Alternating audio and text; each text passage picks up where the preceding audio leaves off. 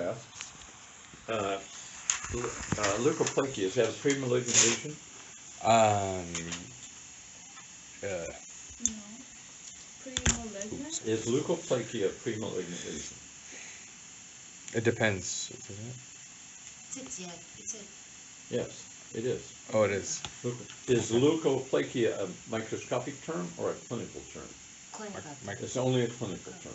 Oh, But leukoplakia is considered a premalignant lesion. Okay. okay. Smoker's melanosis, is it a premalignant lesion? Melanosis? Smoker's melanosis. Remember you guys had that. Yeah. Somebody that smokes, they Yes. get Yeah. pigmentation, Mm-hmm. right? Uh-huh. I Is want that to a say. premalignant lesion? Yes.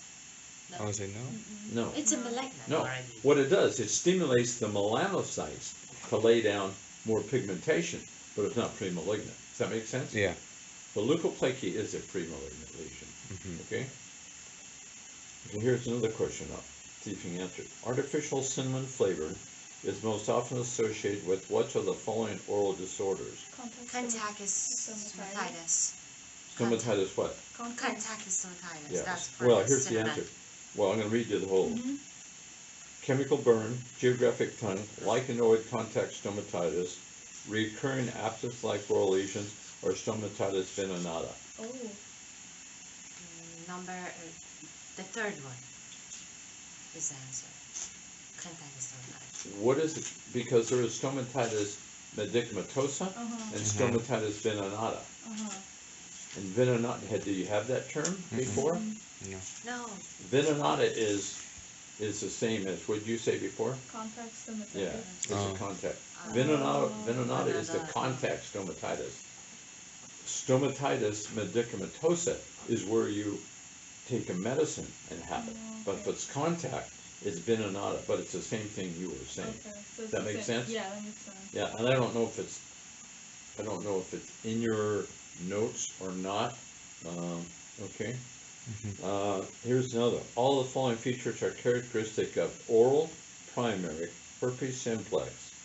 Okay, primary herpes simplex, except. Okay, you're going to give me an except. Most cases occur in children as compared to adults. True or false? More towards children. More. That's Yeah. true. It's usually young kids. Yeah. Okay. Yeah. Lesions first develop as blisters. True or false? True. True. Yeah. Herpes, blisters, abscess, never. Mm-hmm. Okay? A patient may self-inoculate other areas of the body. Yeah. Yes. Mm-hmm. Because if you have it on the lips, you could get it in the eyes, Mm-hmm. you can get it in other areas, you can, okay? All patients who have a primary infection will later in life develop herpes labialis. Yeah. I think, or Anybody that has primary herpes, all those really gonna get a herpes labialis afterwards? I think Don't so, they- because they have an antibody in their body. No, only about 40% of the people who have primary herpes get herpes labialis. okay. So when you get herpes for the first time, Uh-huh. you're gonna get it clinical Mm-hmm. or subclinical. 90% is subclinical. 90% of people just may not feel well, okay? But the ones that are really sick, and we'll look at some of these today, those are the primary. And it's usually from 1 to 5, 1 to 10, 1 to 5 is the most common. But you can get it as an adult. One thing that's interesting is when adults get it, often they get it more in the posterior part of the throat. When the kids get it, they'll get some of the lesions out on the lips, all throughout the mouth. You know, they get these blisters first, and that's called primary. So anybody that gets, whether you get herpes either clinical or subclinical, that doesn't mean you're going to get herpes labialis later on in your life, or a fever blister. Only about 40% of people do. Okay, all right. But anybody that's had a fever blister, they had a primary sometime in their life, either acute or chronic. And again, chronic means you weren't feeling good, but it was never diagnosed as a herpes infection. You may have only had a couple of lesions things like that. Okay, that makes sense? Mm-hmm. Does this help what I'm saying? Yeah. Okay. Mhm. Which of the following lesions most often contains a type of calcification? Okay, I'm gonna read these. Peripheral giant cell tumor? Just say yes or no. Okay. No. No, doesn't. Pyogenic granuloma? No. Okay, these are the three P's I'm talking about. Peripheral fibroma? No. Peripheral fibroma is the one that can have calcification. Oh. Okay. Remember the three P's that I mostly always see on the gingiva? Of those three, what is one that's the most hemorrhagic? The pyogenic granuloma. Right. And microscopically, pyogenic granuloma is what? What kind of tissue? Granulation tissue. Yes, it's granulation tissue. And that could be a question on the test too. Mhm. Okay? So pyogenic granuloma. Now, do all these usually you see them on the gingival tissue, okay? Two of those always are on the gingival tissue. One of them can be somewhere else. It's usually you're going to see it on the gingival tissue. Which one can be of those three that start with P? You know, pyogenic granuloma, peripheral giant cell, and peripheral fibroma. Which one can be somewhere else? You don't see very often. It could be on the skin or other areas in the mouth. Two of them only are on the gingival tissue because they probably developed from the periodontal ligament. So which one is not on that can be somewhere else of those three? Oh, there's one. I'm thinking of the one that's outside of the body. Now we're only thinking, only I answer is will going to be pyogenic granuloma, peripheral giant cell, or peripheral fibroma. Those three Oh. P's. Peripheral fibroma. Peripheral fibroma what? Peripheral fibroma is one that can have calcification. Yeah. Sometimes it's called peripheral ossifying fibroma, Yeah. right? But which one of those three can be in other places besides the gingival tissue? Giant cell? No, it's No. always on the gingival tissue. The giant cell. So would it be pyogenic granuloma? Yes. Yes, it can be other areas, but 99 times percent you're going to get it is only going to be on the gingival tissue. All right, does that make sense? Mm-hmm. And then the other one here was, which of the following lesions most often contains a type of calcification?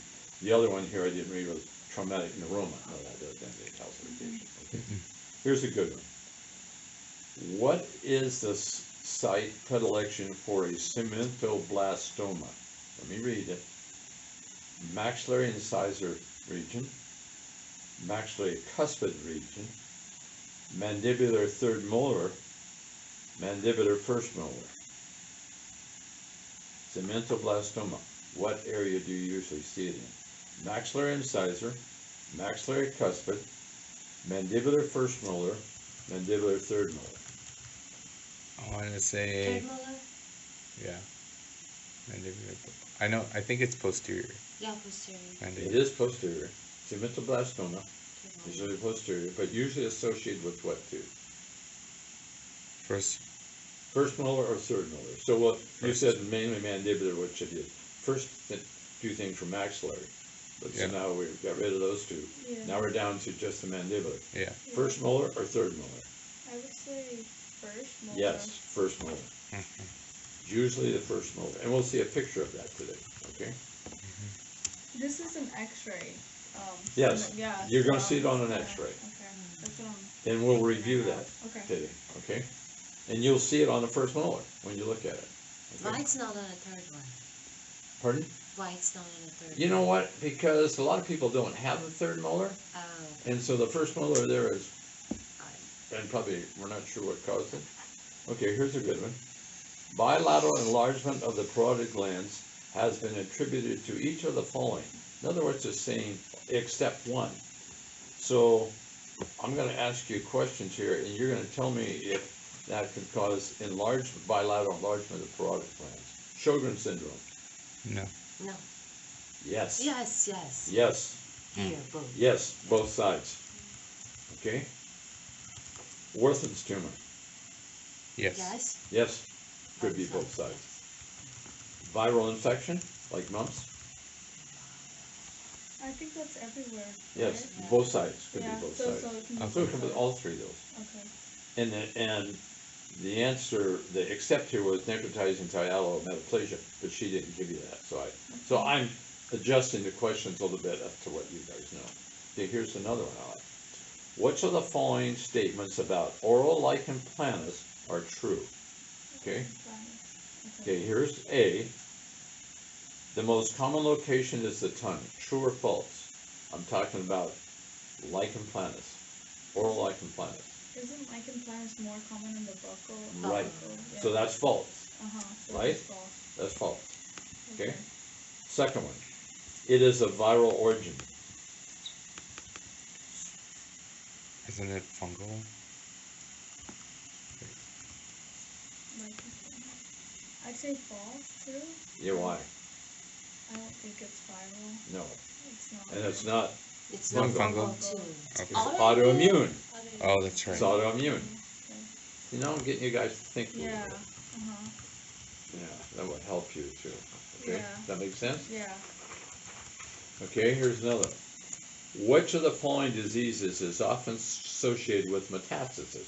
You know what metastasis is? Okay? Okay. So when you have a primary tumor, then like primary cancer, it can metastasize to another area in the body. So a carcinoma usually metastasizes by lymph system. A sarcoma, you learn this in general path, usually metastasizes by blood. Okay? So if you had a squamous cell carcinoma on the lateral border of the tongue, what area would the metastasis go to? What lymph node? Where? Sublingual. Yeah, it would be sublingual or cervical Or in that cervical. area. At least Okay. one of those lymph nodes. Mhm. Okay. Okay. So that's what I meant by metastasis. Okay. When you have an oral lesion, it's usually going to be either going to be cervical, submandibular, or sublingual. If it's a posterior, it's going to be cervical. If it was anterior part of the mouth, it could be sublingual. Okay, but that wasn't the question. The question I'm going to ask now: which of the following diseases is often associated with metastasis? You're going to tell me which one do they usually metastasize or don't. Melanoma. Yeah. Yes, definitely. Verrucous carcinoma. No. Right. Usually not. Is it malignant? No.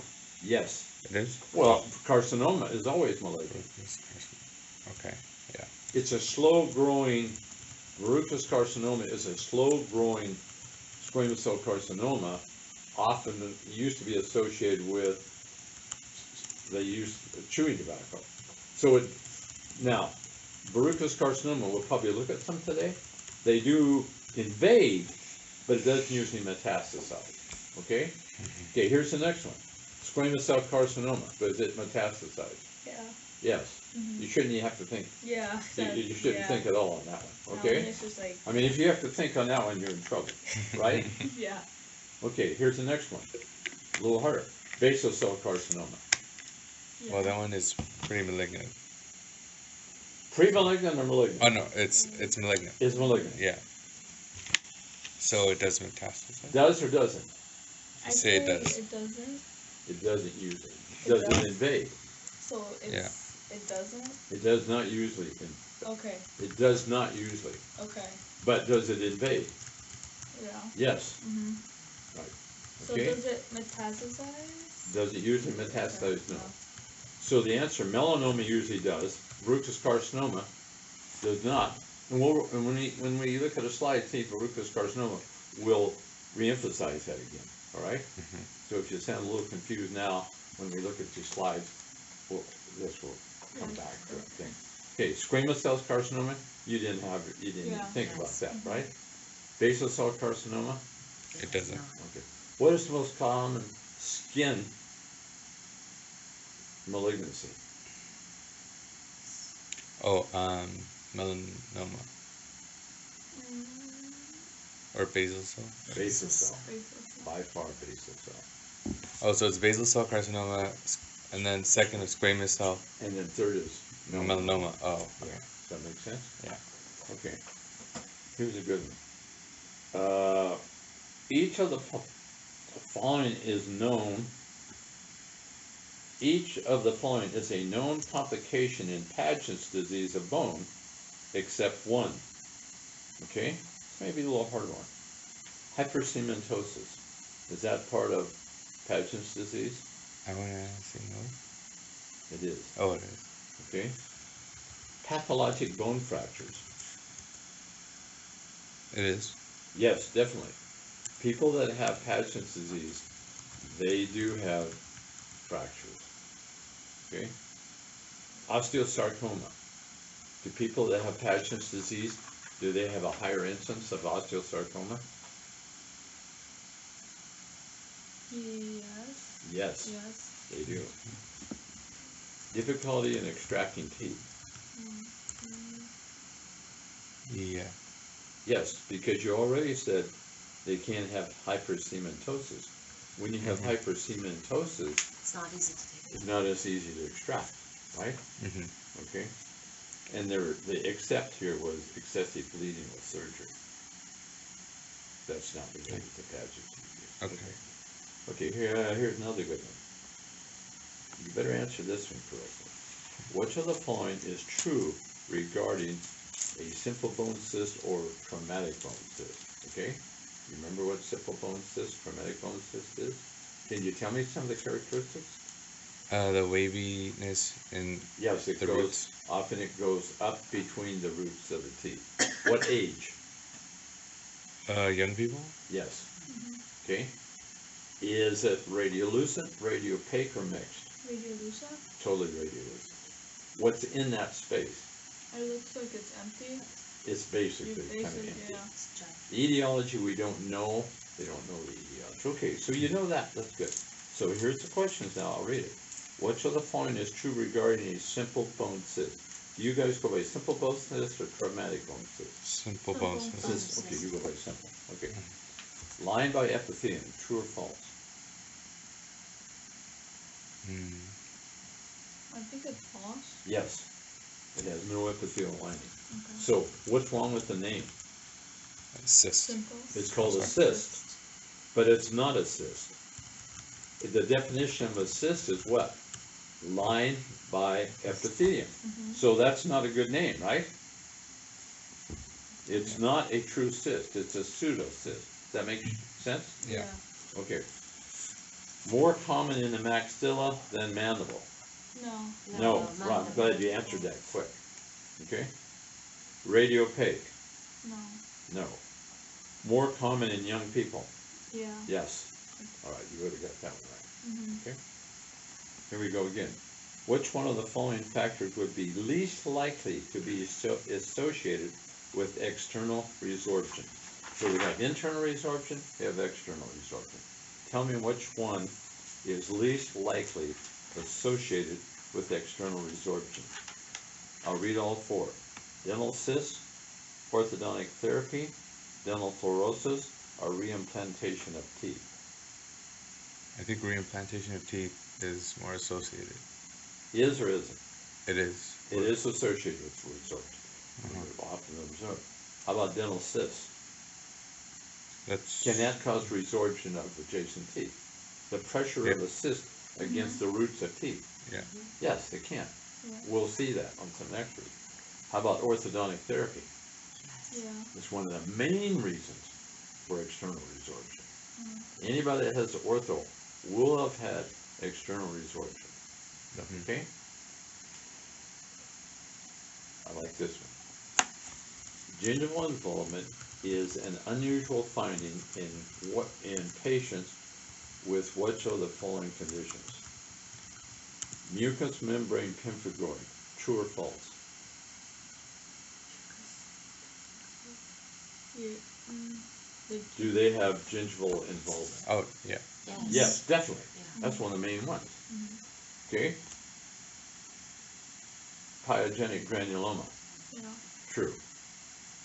Primary herpes simplex infection. Yeah. Yes. Recurrent minor abscess stomatitis. No. No. No, abscess doesn't usually, it's not usually on a ginger. It's in non-keratinized. When you have an abscess lesion, it's usually non-keratinized tissue, okay? Which of the following statements is or are true? Frictional keratosis is a premalignant lesion. No. Yeah. No, Oh, so it's not. no. Leukoplakia is, but frictional keratosis, that's why they actually remove frictional keratosis out of leukoplakia, because leukoplakia is a premalignant lesion, but frictional keratosis is not. Okay? Mild dysplasia may be reversible in a smoker if the patient quits smoking. I would say yeah. Yes, that's true. Mild dysplasia can be reversible. Okay?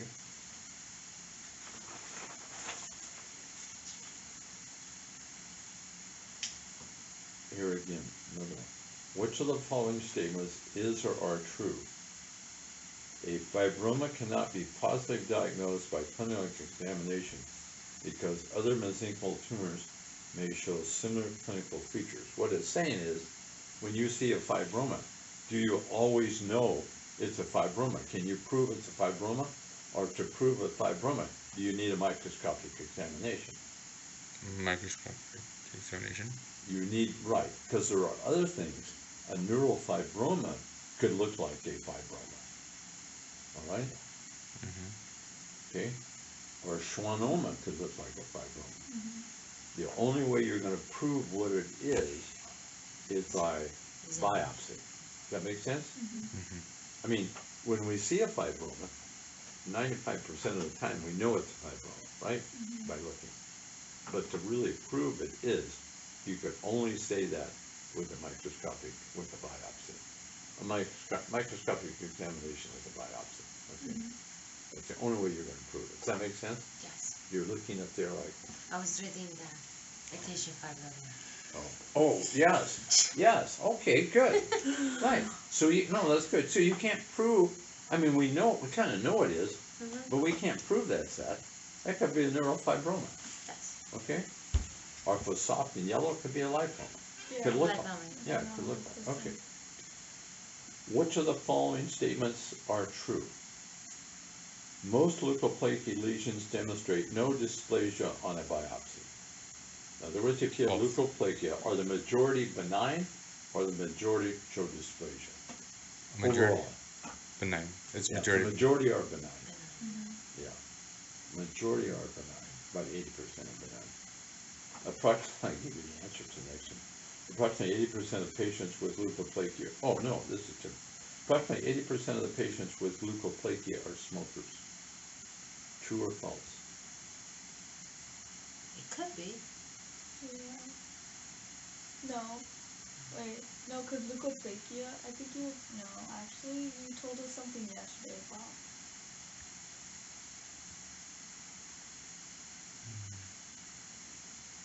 Is smoking one of the things that cause leukoplakia? Yeah. Yes, Yeah. yes. And most leukoplakia is due to patients who smoke, 80%. But you can get leukoplakia in patients who don't smoke. But the main cause of smoking, main cause of leukoplakia is smoking. All right? Here's a good one too. Which of the following is not associated with submucosal hemorrhages?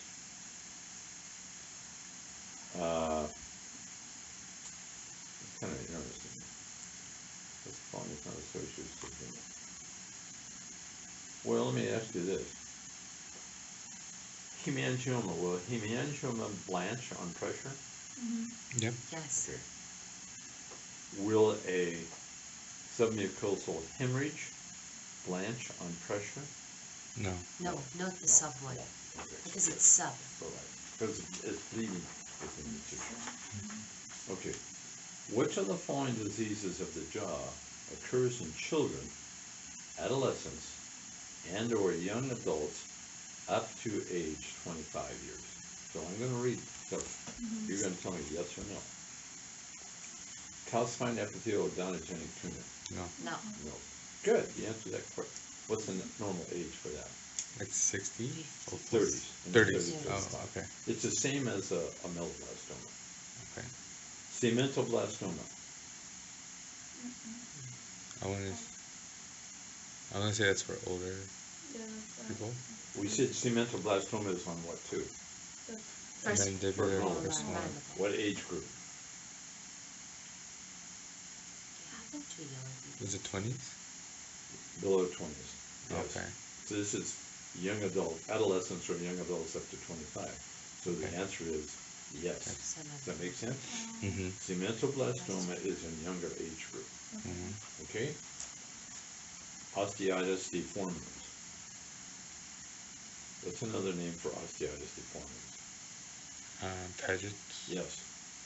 Is that in somebody under 25 years of age?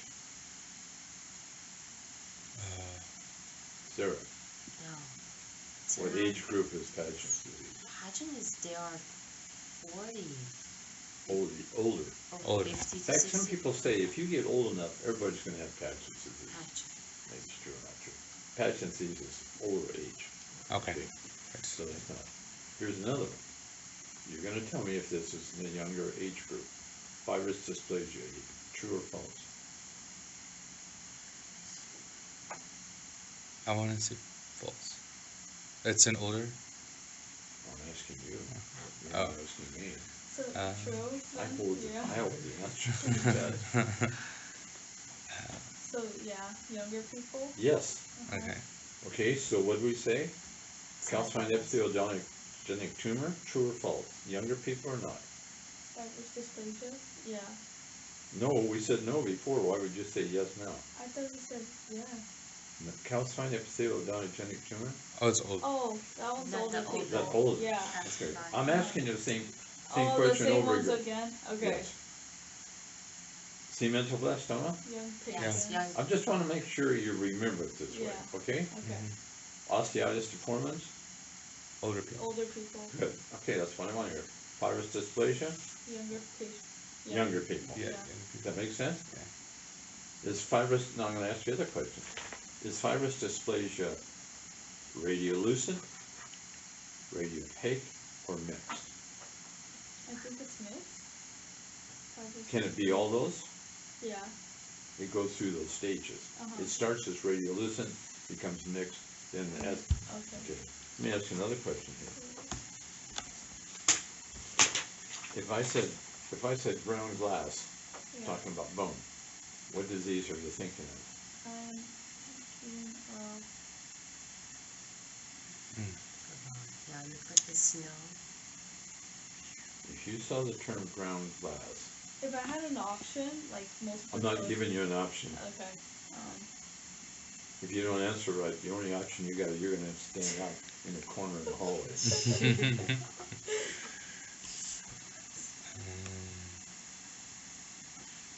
I know there's two that are ground glass. Right, right, you're right, There's two. right. But see what this does? It's like Yeah. when you study things, we got all this information, but we don't know how to put it together. Now we're kind of putting it together. We're re-emphasizing. Is it ameloblastoma? No, not ameloblastoma. It's another one that starts with an A, I think. Fibrous dysplasia, Oh, the one that's ground glass? yes. And which Okay. one's the other one? You know, I forget right now, I know there's two. Yeah, that's I why. can't think of the other one. I think it's amelo. No, ameloblastoma. No. Ameloblastoma is only radiolucent, Lucent, yeah. Okay. but we'll run across that. Yeah. There is another one that's ground glass. Okay, but we'll Yeah. run across So it. you said fibrous dysplasia. Let me try this one. Whispery strands of residual bone. If you saw that in part of the question, and we're looking at Whisper. a radiolucent lesion. Mhm. Wispy strands of residual bone.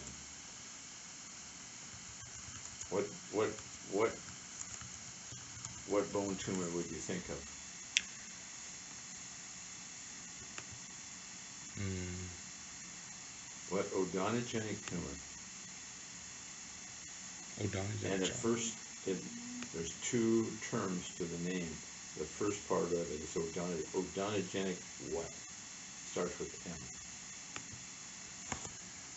Myxoma. Myxoma. That's funny. Odontogenic myxoma. By the way, I know what the other ground glass one is. It hyperparathyroidism? Yeah, I was Oh, gonna say, right? You found Yeah. it? Yeah. Okay, Mhm. okay, okay. Yeah, it is. Yeah. It's hyperparathyroid. Yep, yep, Okay. yep. Great.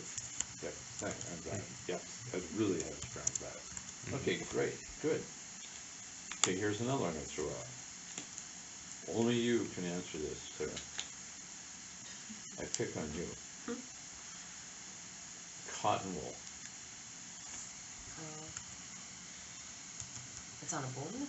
We're looking at bone, an appearance, cotton wool appearance on an X-ray. What disease? Oh, It's not on the stoma, it's soap bubble. No. Right. Cotton Okay, anybody? Paget's disease. Yes, Paget's disease. When you see the term cotton wool, Paget's, remember that. I Paget's just disease. remember that it's just like, Yeah, I don't know. right. I just remember. Okay, here's another one. Back to review again. Mhm. Hypersematosis.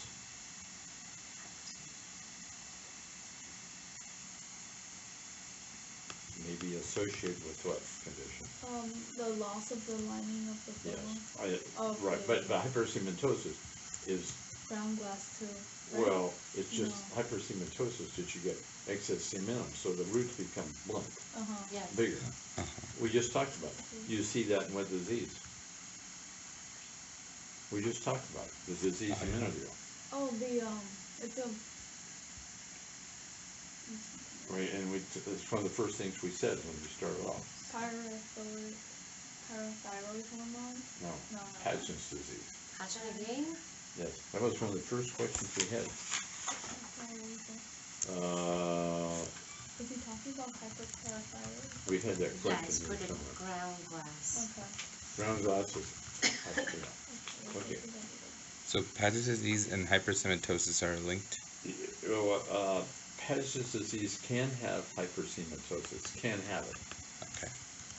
That's why you had a question of, would teeth be hard to extract in Paget's disease? And the Uh-huh. reason for it was hypersematosis. Okay? Here's a good one. Okay.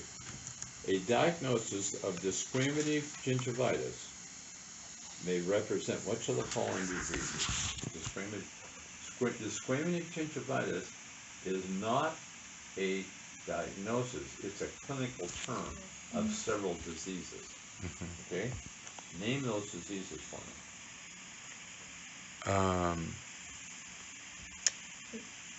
Booger. Wait. Wait, what was the question again?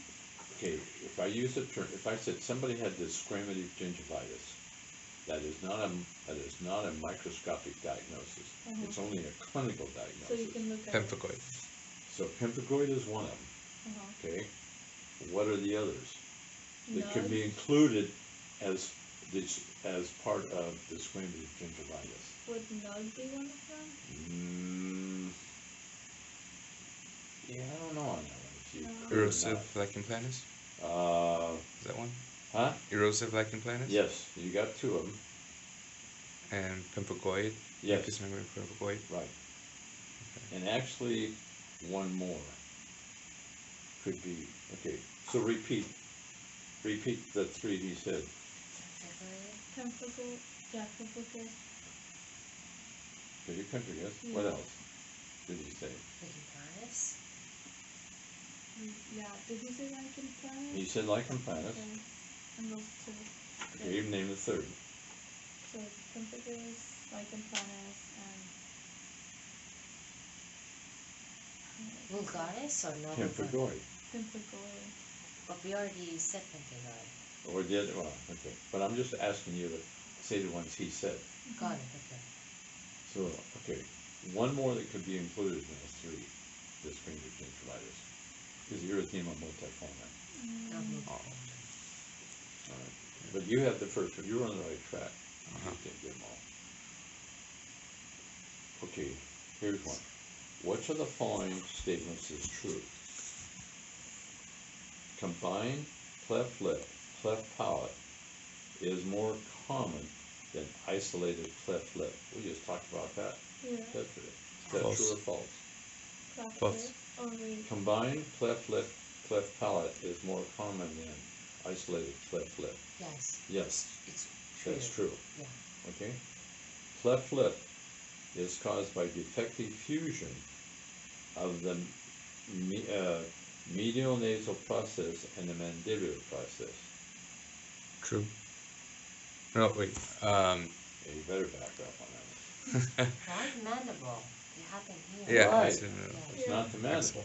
It's So it's the nasal. medial nasal process and the maxillary process, Mhm. not the mandibular. Definitely. It's hard for you to answer these because you're not seeing the questions written down. Yeah. I know. That's, wait. So the previous one, which one was more common? Was it the?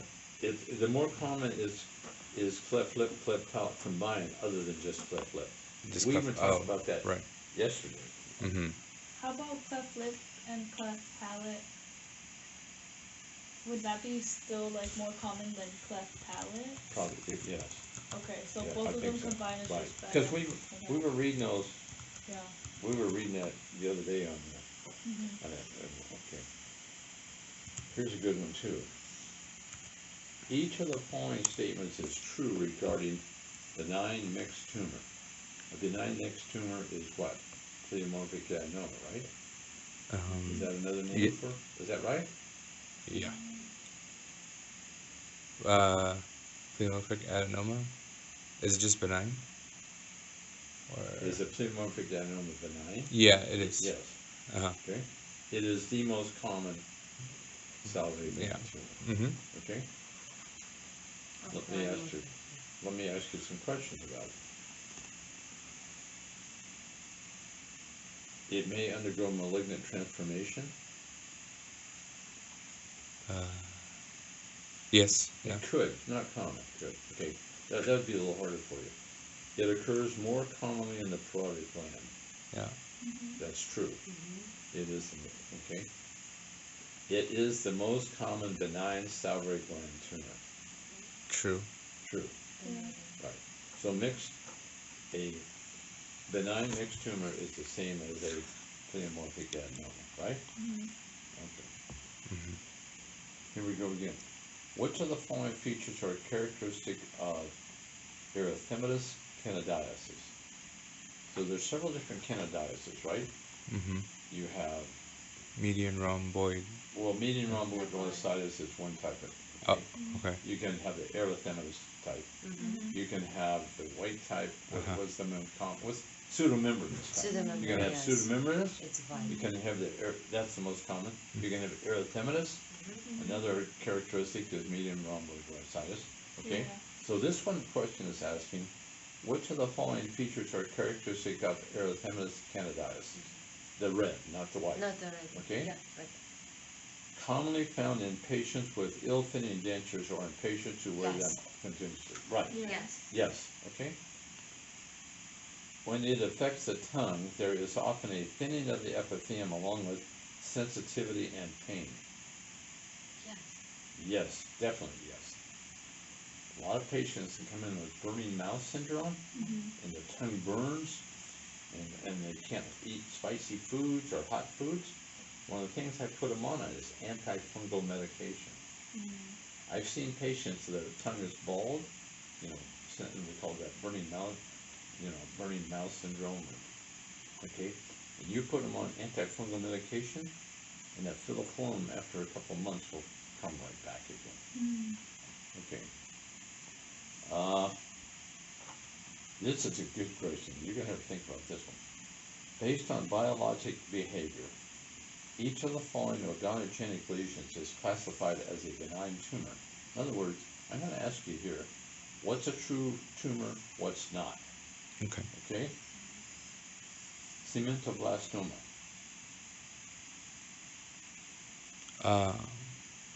It's not a cyst.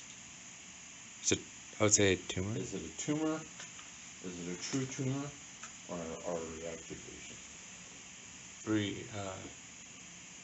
Why did I say reactive lesion? No.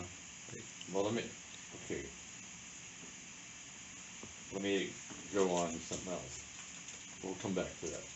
Odontogenic tumor, is that a true, is it a true odontogenic lesion? Yes. Yes. Unicystic ameloblastoma, is that an odontogenic lesion? True lesion? Yeah. But it's a cyst. It's a cyst, right. Yeah. But it's still no odontogenic. Yeah, it's odontogenic. Cementoblastoma, you were hesitating, is that an odontogenic tumor or lesion? Odontogenic means it's connected to the tooth. Is it cementoblastoma Yeah, connected? it's connected Yes. to. Yeah. Here's one you're gonna have a problem with. How about compound odontoma? Mm. I believe it's odontogenic. It's not a true tumor. I mean, it's a tricky question because it's teeth are normal. Yeah. It's just teeth. So it's not really a True tumor. biological behavior. It's not classified as odontogenic lesion, as a benign tumor. It's not a tumor, it's teeth. Does that make sense? Uh-huh. Yeah. Cementoblastoma is a tumor. Mm-hmm. Unicystic ameloblastoma is a tumor. Odontogenic myxoma is a tumor. But compound odontoma is just teeth. Okay. It's not a true tumor. It's a hematoma. Teeth, it's a normal structure in an abnormal place. I know that's a hard question. You would probably have to think about that when you're doing it. Yeah. Okay, here's a good one. Which of the following lesions occurs most commonly on the tongue? I'm going to read this. Glioma and myxoma, that's what D1. Hemangioma and mucosal. Yeah. That happens all the time. Rhabdomyoma and ossifying fibroma. Lipoma and central giant cell tumor. Granular cell tumor and lymphangioma. It's hard because you're getting so many things they have to remember in your mind. Actually, the answer is granular cell tumor and lymphangioma. Granular cell tumor usually occurs on the tongue. Lymphangioma usually occurs on the tongue. Those are the most common. Uh-huh. When the first one is leiomyoma and myxoma, that's not common. Hemangioma and mucosal is usually on the Oh, lip. lip? Yeah. Oh, Right. okay. Rhabdomyoma could be, and ossifying fibroma, no, ossifying fibroma is in bone. Mm-hmm. Lipoma and central giant cell tumor, no, central giant cell tumor is not in the tongue, it's in bone. Bone. So that's counted. It's hard to get that out. Okay, here's a good one. Which of the following cysts may contain hair, follicles, bone, and muscle? I'm going to read 4 things. Number 1, cervical lymphoepithelial cyst. 2, epidermal inclusion cyst. 3, dermoid cyst. 4, oral lymphoepithelial cyst. So- Which one contains hair follicles? Hair follicles? Yes, cervical lymphoepithelial cyst, epidermal inclusion cyst, dermoid cyst, or oral lymphoepithelial cyst. The second one. Second was epidermal inclusion Yeah. cyst. Actually, it's dermoid. We need to Oh. go over these today on this. Yeah. cyst. That's one Cyst. thing we skipped before, so we'll Yeah. remind us to go over those. So you Okay? said dermoid cyst? Dermoid cyst, we need to review those. Yeah. Okay, those cysts. Okay, here's a good one. Intrinsic staining of the teeth may be caused by which of the following? So I'm gonna read some staining. You're gonna tell me if this is intrinsic or Okay, extrinsic. that's the easy one. Yeah. Well, I'm giving you the question, yeah. Tetracycline, It's Extra. in-stream. Right. Oh, that's right. Interesting. fluorosis, In-stream. Yeah. erythroblastosis vitalis. What is that one? Well, we talked about it a little bit, and she never brought it up in the staining. That's the RH factor where the mother and the child have. Okay. That's a blood thing. That's So that fine. is- Oh, intrinsic. That's intrinsic, right?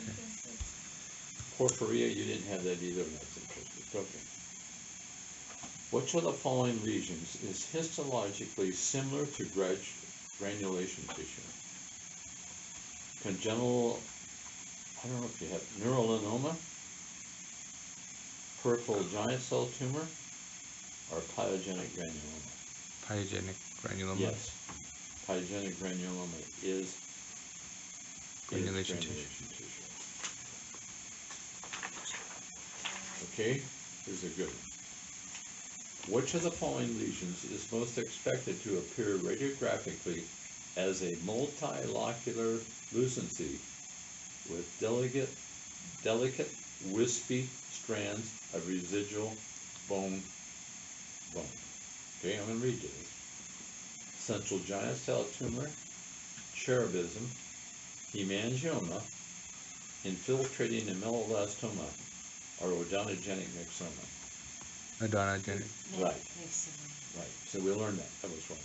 Yes, that was one of the characteristics of that. Okay, good. Here's another good one. The target or iris or bull eye skin lesion. Multicore. Yes, Nice. yes. Lesion is considered pathognomic for which of the following? Erythema multiforme. Good. The other possibilities on this were not the answer.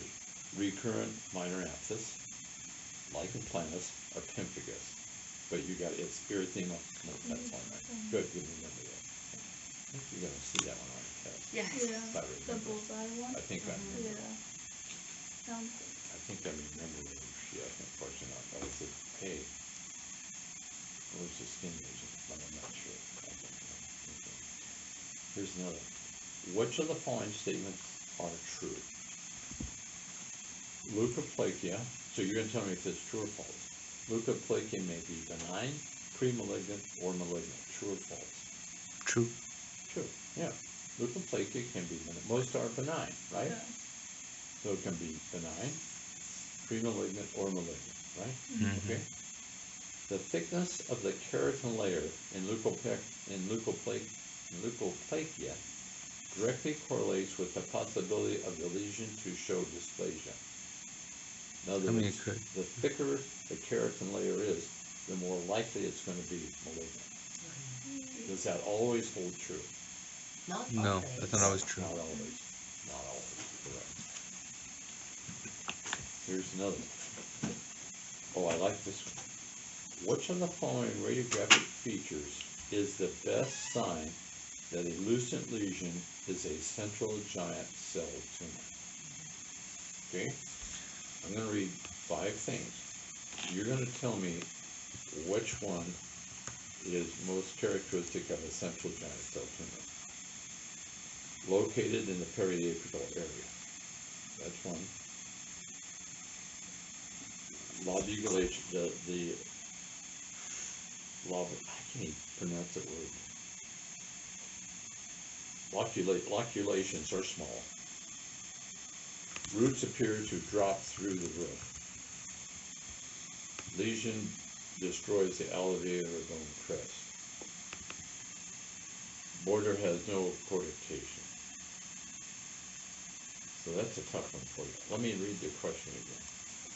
Which of the following radiographic features is the best sign that a radiolucent lesion is a central giant cell tumor? The answer was border has no cortification. Right? What do you mean? What does cortification mean? Like a line into it. Like a line around it. Okay. Like a So did we get that? Mm-hmm. So a central giant cell tumor usually doesn't have cortification. Okay. Mhm. But it can destroy alveolar crest. It's located in the periapical region. Mhm. The loculations are small, in other words, soap bubble, right? That's what we mean by that. Mhm. Roots appear to drop through the roof. You know what? That has to be a state board, national board question, because I know we never wrote that. That's a tough question. Yeah. It is. Yeah, Mm. it has to be that. That has to be that. Has to be that. Okay, here's another one. Examination of a 6-year-old girl discloses macroglossia on the left side of her tongue. It displays diffuse distribution of 2 to 3 millimeter elevated gray-pink nodules, some of which contain fluid. The remainder of the oral cavity is normal. What would be the most likely diagnosis? Irritation, escape irritation. Well, I'm going to read you the answers here first. Lymphangioma, hemangioma, neurofibromatosis, granular cell tumor. Lymphangioma. Yes. Those characteristics, if the tongue is large, and lymphangioma will make the tongue large, and also it displays diffuse distribution of 2 to 3 millimeter elevated gray-pink nodules, some which contain fluid. That is characteristic of a lymphangioma. Okay, here's another. Which of the following is the most biologically aggressive odontogenic neoplasm? Then I'm going to read you a bunch of them. Ameloblastic fibroma, cementoblastoma, infiltrating ameloblastoma, a keratodontogenic tumor, or odontogenic myxoma. Odontogenic correct. Wait, no, you didn't say that. Not the first one? The first one was ameloblastic fibroma. That one is not aggressive at all. No. Is it the It's on a crest? young person. The crest. Cementoblastoma, is that No. aggressive? No. No. No. Infiltrating ameloblastoma? Is an ameloblastoma an aggressive lesion? No. Yes, Yes. very aggressive. Very aggressive. Because when you remove ameloblastoma, you have to go a good centimeter past what you see on an x-ray. Otherwise, because they have a high recurrence rate.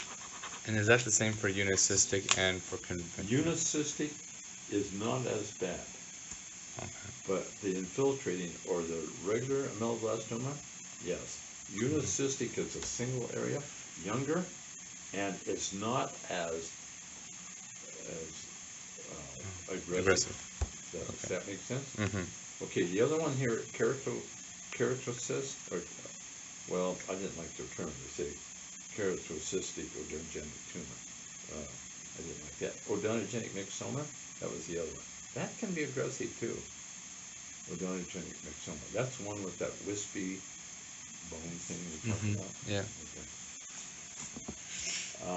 Okay, let's stop and we'll come back to some more questions, see if those help. Okay. Why do you kick that one light? Okay. Okay, we're gonna go through these quick. How are we doing? Okay. So these are some of the review things that I've seen, but we're, again, if you have a question on any of these, you're showing pictures. So if you see something like this, it's gonna be a fibroma, right? Slow growing. Are they a reactive lesion or true neoplasm? Reactive. Reactive. Okay, epilepsy fissuratum, caused by what?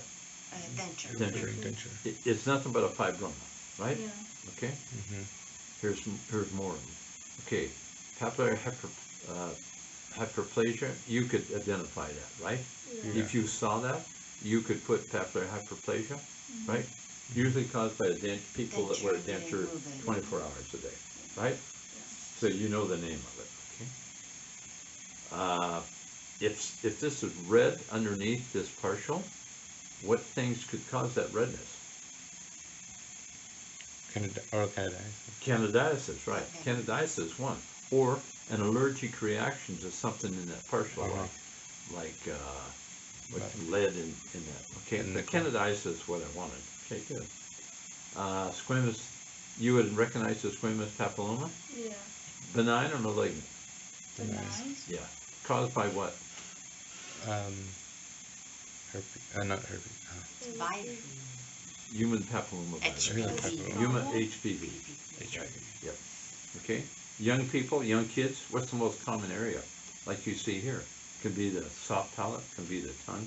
They can be a young people or older people, and often they are narrow, stopped, and they cauliflower-like. Okay. Here's a Bruchus vulgaris, again caused by HPV, right? These have a little more like finger-like projections. Yeah. It's That like shoot up velvet, like that? yeah. Okay.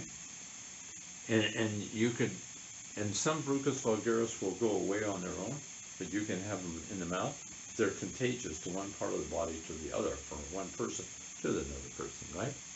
Pyogenic granuloma, granulation tissue, right? Mainly, you're always going to see it on the gum tissue. We said you can't see it other places, right? Yeah. But usually on the gum tissue, okay? And also more often seen in women, pregnant women, because of the hormonal change, right? So the tissue really reacts to that. So often cause they sometimes refer to as a pregnancy tumor, okay? Here's more pyogenic granulomas. They're really red, often made up of granulation tissue. Here's a peripheral giant cell, okay? Okay, what would you, when you see the name giant cell, it has, if you did a histology, you would see giant cells, and I'll show you some. So there's a couple tumors that have giant cells. Peripheral giant cell, one, and central giant cell, okay? So we've got peripheral giant cell has giant cells, central giant cell, and there's one other tumor. It's the parathyroid Oh, tumor yeah. that has giant cells. Okay. Okay. Yeah. Here's peripheral, and these are aggressive. These are one of the 3 P's that I talked about, right? And none of these are reactive lesions, not true neoplasms. You know, and you can't have a recurrence rate. They never turn malignant. Yeah. Okay. All right. Okay. And here's what we mean by, look, here's the giant. If you see these are giant cells. You see that? So if you saw histology with giant cells, all right, you got to think of one of these things. All right. So could you recognize the giant cell? See how big that, or is it? Okay, see how big that She is? never asked That big us that? about that stuff. You don't say that. Really? Yes, don't say that. Okay. You may be surprised. Awesome. You can say usually she is. Got it. Okay. All right. Here's the peripheral ossified fibroma. What did we say about this one? We talked about the 3. Yeah. This is the one that can have calcification. Calcification. Okay, doesn't always, but can. And it's looks more like a fibroma. It's more pink, right? Yeah. Okay. Here's a peripheral fibroma. Okay, okay. Here's another one. Okay. Fordyce granules. You know what those look like, right? Yes. Okay. Yes. Can be on the lip. Okay. Yep. No sweat. Hemangioma. All right. Here they can be out here. They can be on the gingiva. And when you push on them, they are going to blanch, right? They're going to blanch. All right. And a lot of them are there when you're young, and they're also referred to mainly as a vascular malformation, right? And so you get these spaces filled with blood vessels, okay? And here's the hemangioma. Very common. You get them in older people. You would never do an incisional biopsy, right? On a hemangioma. If you're going to remove it with a biopsy, it has to be excisional, right? Because otherwise you would have it. How are you going to stop the bleeding problem? Yeah. Can you have hemangiomas in bone? Bone? In bone. No. Yes, you can. Hemangiomas can also be in bone. Bone. In fact, here's one right here. Oh. This is a hemangioma in bone. Do you know it's a hemangioma? No. Is that corrugated? Yeah. Yes, it is corrugated. Yeah. What are some possibilities for that? If you didn't know, give me some. Periapical cyst? If that's true, could be if the tooth was non-vital. Okay, but the tooth had a root canal on it, and maybe that's why. But this is a hemangioma. But I'm just wanting you to come up with differential diagnosis. So your first one is good, but the endo would take care of it, then it would heal on its own and go away. All right. What else? Think about chondrogenic tumors.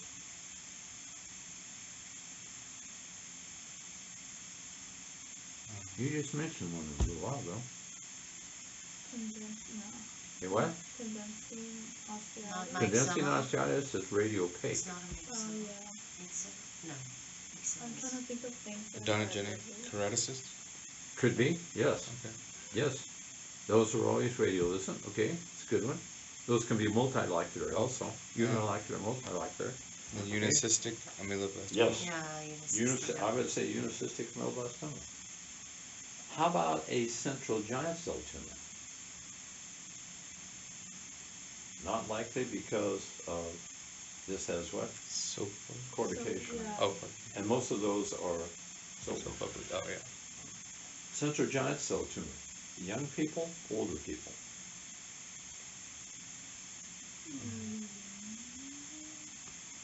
Central giant cell? Yes, Younger people? Yeah, younger, younger people. teenage. Yep. Okay. Okay, good. Okay, hematoma, you cannot blind stage, right? Yeah. We talked about that before. Lymphangioma, most of them are on the tongue, and they can cause enlargement of tongue, and often they have pink. We just talked about that. They're like fluid like this. This would be a lymphangioma. Common area is the tongue. We just said that. Okay. Yeah. So they're a vascular space filled with lymph fluid. Hemangioma is a vascular space filled with blood. All right. The most common area for both of them, head and neck region, and they both can occur at birth. Okay. Neurofibroma. What is okay? If a person has multiple neurofibromas, what is the disease? 1 out of every 3,000. It's not odd. Odd is not the answer. No, I know. Von Recklinghauser's disease, or called neurofibromatosis. This is it right here. Yes. Here's a neurofibroma. Neurofibromas can also have Kappa-A spots.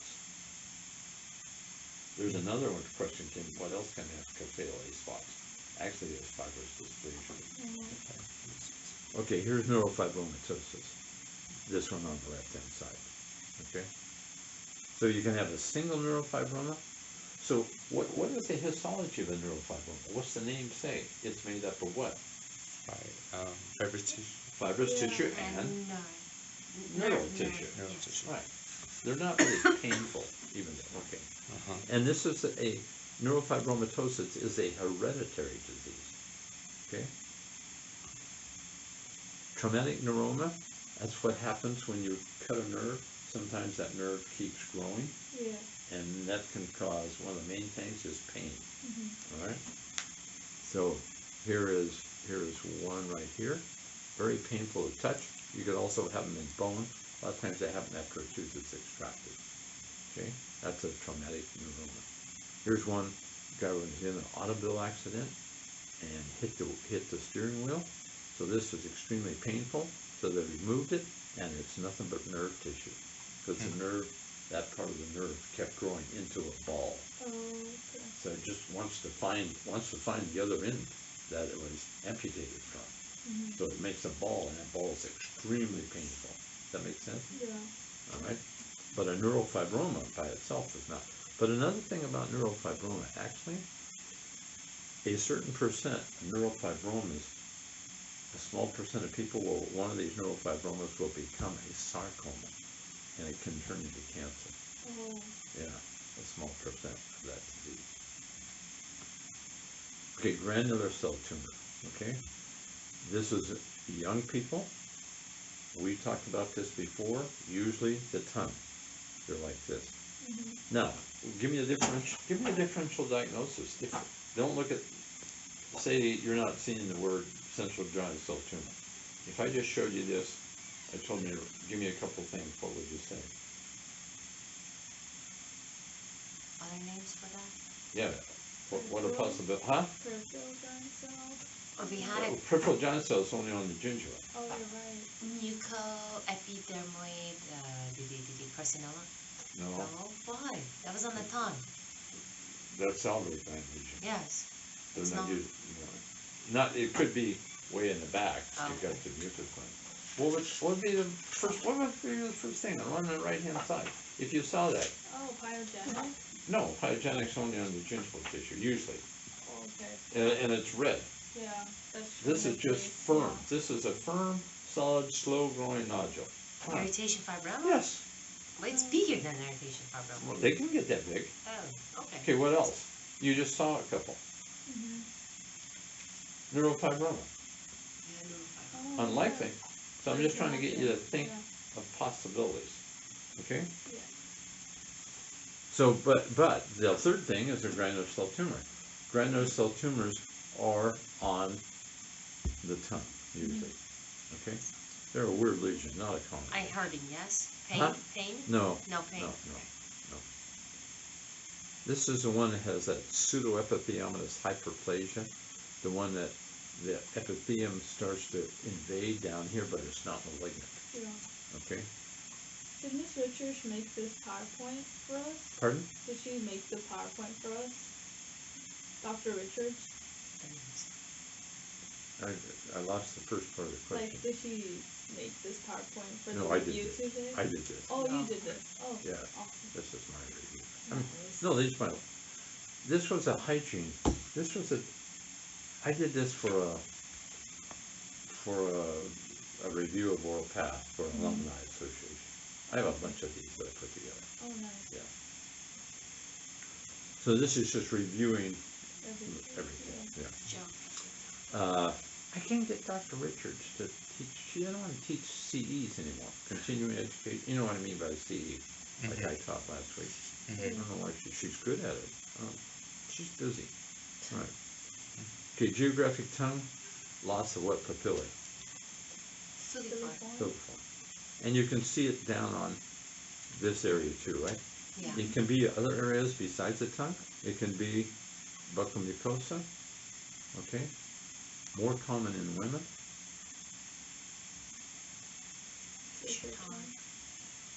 Okay, and fissured Fissured tongue, tongue. older people, Yeah. and we don't even know what causes it.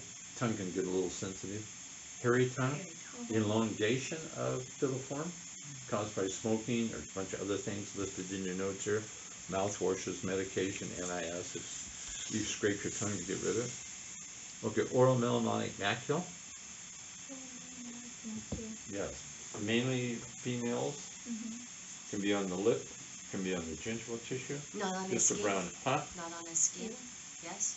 You could, we're just looking, but this says oral. You can have them on the skin too. Yes. Yes, right. It's somewhat similar to a nevus in a way, but microscopically a little different. Here's a nevus. Most pigmented areas are in the palate. Nevuses are in the palate. Melanomas are usually in the palate. So there are different types of nevus. A nevus is a mole, okay? It's a benign lesion of melanocytes, okay? A nevus is a benign lesion. What is a malignant lesion of melanocytes? Melanoma? A melanoma, right? Benign is a nevus, all right? So there's often, so these are usually seen in the palate. There's different ones, junctional, intradermal, compound. It depends where the nevus cells are, okay? Usually less than 6 millimeters. And usually always biopsy a pigmented lesion in the mouth. You want to make sure it's not a melanoma, okay? Leukoedema. How do you know that's leukoedema? What do you do? You stretch it You out. You stretch stretch it it. out. Okay, got it. Leukoplakia, we talked about it. It is a premalignant lesion, right? Mm-hmm. And all it is a thickening of the keratin area, right? What's normal keratinized areas in the mouth? Tongue, the dorsal tongue. What else? I'm thinking of the booking. Alcohol? No, buccal mucosa, no. Gingiva Oh yeah. and a hard palate. Yeah. Those are the normally keratinized areas. Okay. The non-keratinized, buccal mucosa, Uh-huh. lateral border of the tongue, floor of the mouth, soft palate. Okay. Okay? There's leukoplakia. The areas you worry about leukoplakia the most is floor of the mouth, Mouth. lateral border of the tongue. Those are the high-risk areas. Lower lip, the lips, floor of the mouth, lateral border of the tongue, soft palate. Soft palate. Those are all non-keratinized. They are more susceptible to malignancy than other areas. Does that make sense? We'll run through that quick. Oh, well, so you can have, if you have a white lesion that's leukoplakia and you biopsy it, the diagnosis is going to come back hyperkeratosis. That makes sense? And that could go on and become dysplasia, right? So you can have mild, moderate, severe dysplasia. That can go on to be carcinoma in situ. Does that make sense? That could go on to be what? What's the next step after carcinoma in situ? Squamous cell carcinoma. Squamous cell carcinoma, right. So carcinoma in situ means all the cells within the epithelial layer are malignant, but they haven't started to invade yet, right? They're going to, most likely, right? So it's a cancer, but it's a malignancy, but only it's malignant the thickness of the epithelium, okay? Dysplasia just means abnormal. So you can have mild, moderate dysplasia. We talked about mild dysplasia in a smoker. Quit smoking can reverse itself. Just because you have a moderate or a severe dysplasia, that doesn't mean they're all going to progress to carcinoma in situ. Yeah. It doesn't. They can. Most of them don't, but they will. Okay. So remember this: leukoplakia is benign, or it could be dysplasia, could be a carcinoma in situ, could be a squamous cell carcinoma. Biopsy is the only way you know the difference, and follow-up is important. Okay. And we talked about this before. Most leukoplakias are benign, right? This is somewhat the percentage. You didn't have it. Did you have proliferative verrucous leukoplakia? You did. Wait, Yeah. you didn't? Verrucous? No. The proliferative verrucous one? Is that the really... Proliferative? I don't think so. I don't know. You guys had. That's the one where it's a leukoplakia on women that usually don't smoke and it spreads fast. I don't know if you have it in. Are these all your notes? Yeah. Look under epithelium. Where's the epithelial one? Let me see. Epithelial lesions right there. You don't have it. I don't have it. Okay, we'll skip. Nicotine stomatitis due to Yeah. smoking pipe or other things. Okay, and you could identify that, right? Yeah. What are the little red areas? Opening to what? Opening to the... Salivary. Salivary ducts, right. When you quit smoking, it goes away. Okay, smokeless tobacco lesion. Yeah. Yeah. You would recognize this if you saw one. Mhm. That's where you hold the smokeless tobacco, right? After if you quit, you put the tobacco there after a few months, that will go away. It's a clinical leukoplakia is what it is, okay? All right, we'll go through that. You don't need to read. Erythroplakia just means a red area. That it's only a clinical term, right? And you worry more about a red area than you worry about a white area, all right? Traumatic ulcer. How do you know it's traumatic and not malignant? What are things that you would do to find out? What would you ask? How long they How have long it. they have it? That would be important, right? And you would try to find the cause. Is the cause a sharp tooth, a sharp area on the partial? And then you would try to get rid of the cause and then check the patient in a couple of weeks, see if it goes away. If it doesn't, then you need to biopsy it. Does that make sense? Yeah. Okay. Here's somebody that, I don't know if I showed you this. This is somebody that brushed her teeth. Can you imagine a 17-year-old kid did this with a toothbrush in a year? How? Yeah, I don't know. How? What kind of toothbrush was he I don't know. using? That's a good question. Is it Yes. clean Oh teeth? my goodness. Yes. Teeth are clean. Right, they're really clean. No Wait, plaque there. Did the dentist like ever tell him beforehand? Well, this is a long story, but this guy was in LA and first started in one area of the mouth, and then another area, and they thought it was malignant. They did a biopsy, and then they sent him out from LA. They sent him out here to Loma Linda to the medical center, and they saw a rheumatologist and a couple other people. They did all these things trying to figure out what's going on. Then the rheumatologist called me one day and said, "Lane, will you see this guy? We're not sure what's going on." They told me a little bit about it. They didn't see the pictures. And I said, "No, I don't want to see him. If all these guys have seen this guy and they don't know what it is, I don't want to look bad. Why would I want to see him?" But I said, "Okay, I'll go see him." So when I looked at this, I said, "Man, you know, I asked a bunch of questions. I don't brush hard. I don't do anything like that. But the thing that was interesting on this, and it just kept getting worse and worse. And I have other pictures during the process. They Yeah. took pictures.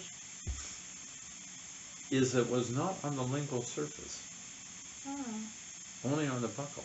So I asked this, what are you using? Are you using Ajax or something? No, I'm not doing it. Well, after seeing him a couple of times, my assistant here in the dental school was she had a lot of personality, cute little young gal in her 20s. He took a liking to her, all right? So one time I said, you know what, I want to walk out of the room. You sit down and you just talk to this guy. And she got it out of him, that's what he was doing. So we sent for psychological care, but he did it with a toothbrush. But he admitted it to her, but not to me. Well, sometimes patients will do that. Yeah.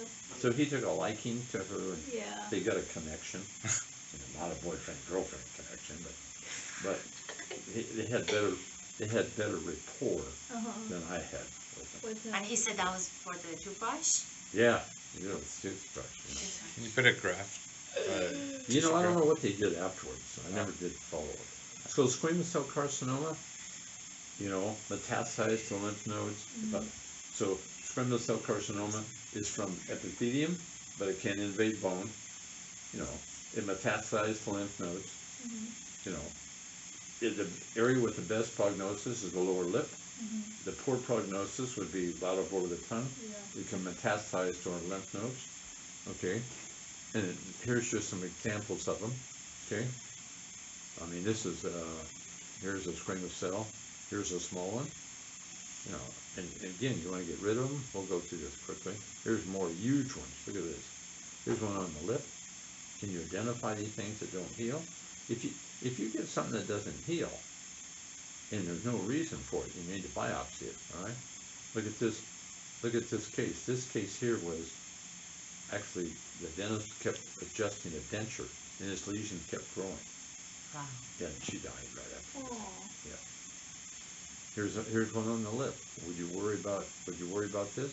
Dental student ignored that. I told you that before. Never saw that. That's a squamous cell carcinoma. Here's another squamous cell carcinoma right here. And you get this papillary. When you get this, we talked about leukoplakia, erythroplakia. You can also have speculoplakia. So erythroplakia and speculoplakia have a higher incidence of dysplasia than leukoplakia. You worry more about those. Okay, we're not going to do this one, so we're going to do lichen planus. Okay, lichen planus, two main types, reticular. So it's autoimmune. We talked about that before. It's not viral. It's not fungal. Okay. So the most common area for it, like somebody said, I think you said, Heidi, would be the buccal mucosa. Can be anywhere. Often it's on the gingiva. The reticular type is these mixed lines, you know, that cross like that. So if you got a picture like this right here, you would know that is like you wouldn't even have to give a history of that. Yeah, and it Right. doesn't rub off. It doesn't rub off. Okay. Right. Okay. You know, here, and you can see where the name comes from. Here's lichen on a rock, looks just like that. Here's another area, looks just like that. And also you can have lichen planus on the skin. Some people have it only in the mouth. Some people only have it in the skin. Sometimes it can be both places. Okay. Here it is again on a young person. Look, out on the lips. Very, very classic. Okay. Now you can have erosive lichen planus. And erosive lichen planus, you get ulcerations. What's the age of erosive lichen planus usually? I guess so. Not like No. Yeah, Older. old. Older. Lichen planus. Yes. Yes. Lichen planus is usually 50, 60 years of age. You could have it young, but it's usually 50, 60, somewhere in there. Okay. Here's a classic example. So you have an erosive area like this, all right? And often you have the white stria of Wickman around it. There's more, and a lot of times it's just on the gingival tissue. Now, we said before, discriminative gingivitis can be what? erosive lichen planus, That's pemphigus, good. pemphigoid, and you said erythema multiforme. Are you getting too much stuff in your mind?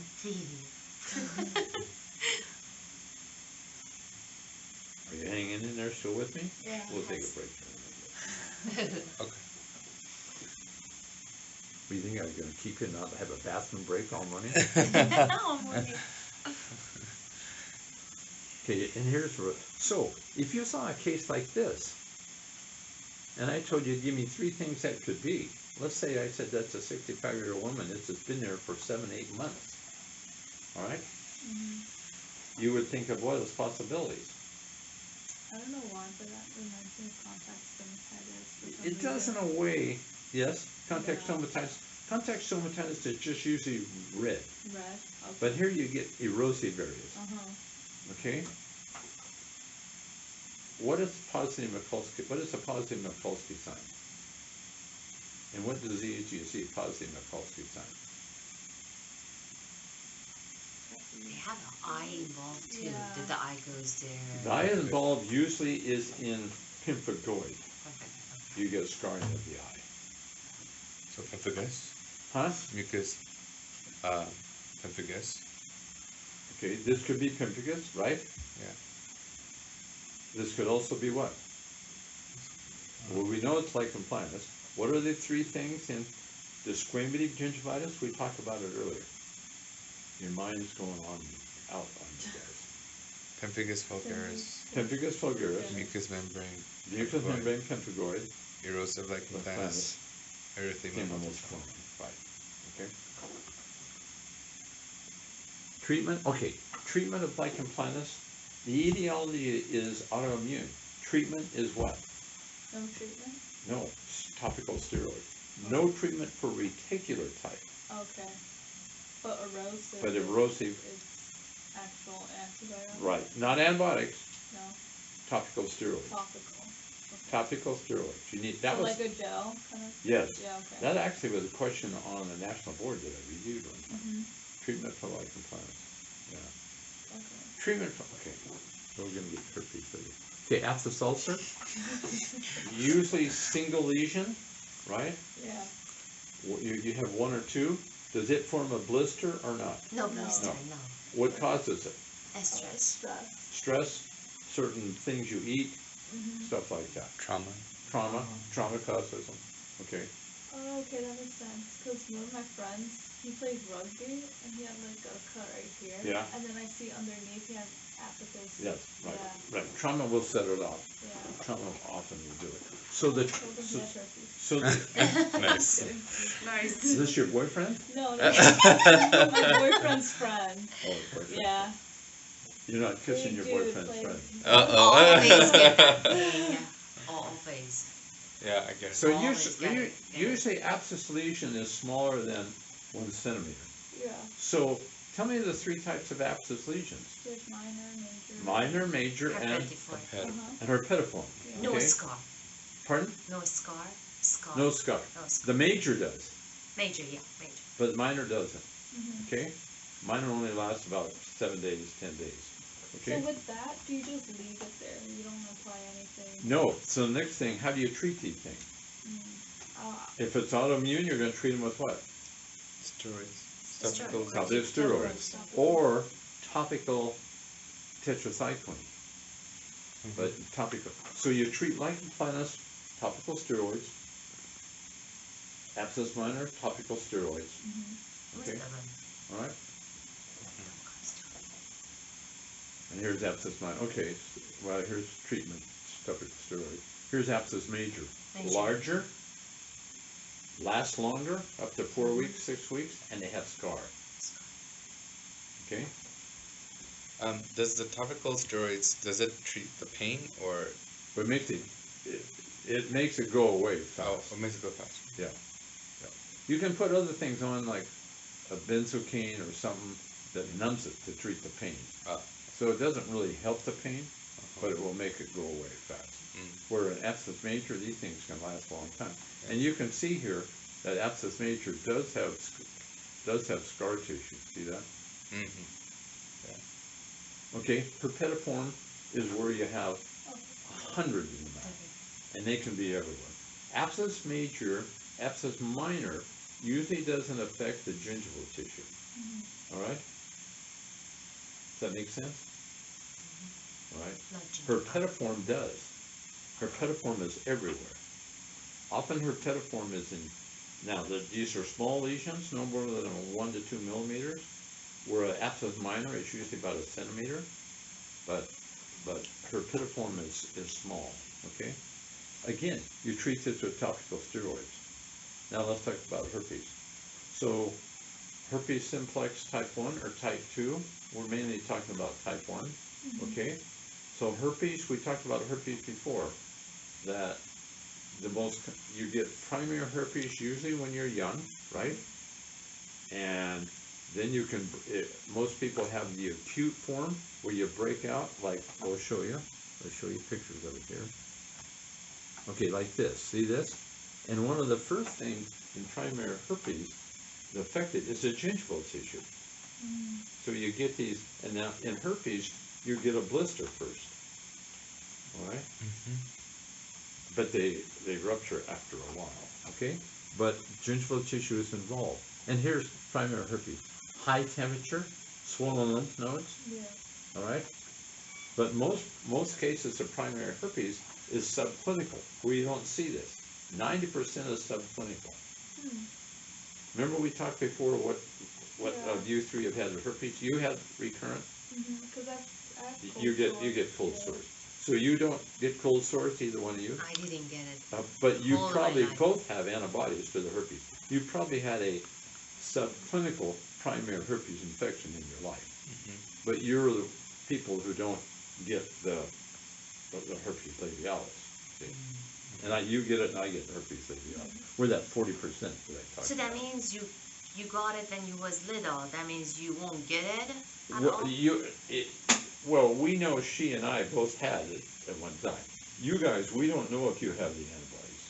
50% chance one of you have it or don't have it. So if you've never had the antibodies, you could get infected easily from somebody else. Or if I have the antibodies, we're somewhat protected being around somebody, all right?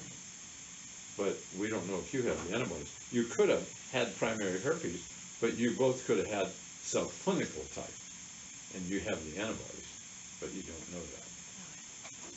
So how do you treat herpes? With what type of medication? It didn't stay, no? It didn't go Topical. away. Antiviral. Antiviral. Oh, So herpes labialis antibody. Here's more primary herpes. Look at the gingival tissue here. And again, you see all these little tiny ulcerations, but they're already popped because the blister's not going to last very long. All right? Here's herpes labialis, classic, right? All right? You could, and then here's intraoral herpes. Now, what's the characteristic of intraoral herpes? It only occurs in what areas? Inside the mouth. Or Inside the mouth. Where inside the mouth? the gingiva? Or- Only on areas that have bone underneath. Oh, okay. And these have little tiny, this here is classic. If you show me, and it's very painful, you showed me this and said, what is it? I would say, that's gotta be recurrent intraoral herpes, just from the way it looks. So burning makes something like that too? What, Will? Burning. Burning Bernie, who's Bernie? means That's your burning boyfriend, Bernie? I had a patient, so he had like 15 red dots Or on a dots? stuffed Were palate. there ulcers? Like this exactly, Okay. like 10. Was it painful? Did you say He Bernie? said burning, yes. Burning, okay. Yes. I said it's maybe herpes, but my instructor said no, that's for the food. I said, okay, that's for the food. It could have been primary herpes, but usually it's very painful. Primary, recurrent intraoral herpes is very painful. Oh, it's pain, not burn. Got it. Well, pain, burn, somewhat the same thing in a way, isn't it? Yeah. How do you tell pain from burning? And that was 15 or 10, just See? red dot. That could have been intraoral herpes. Wow. But I treated him.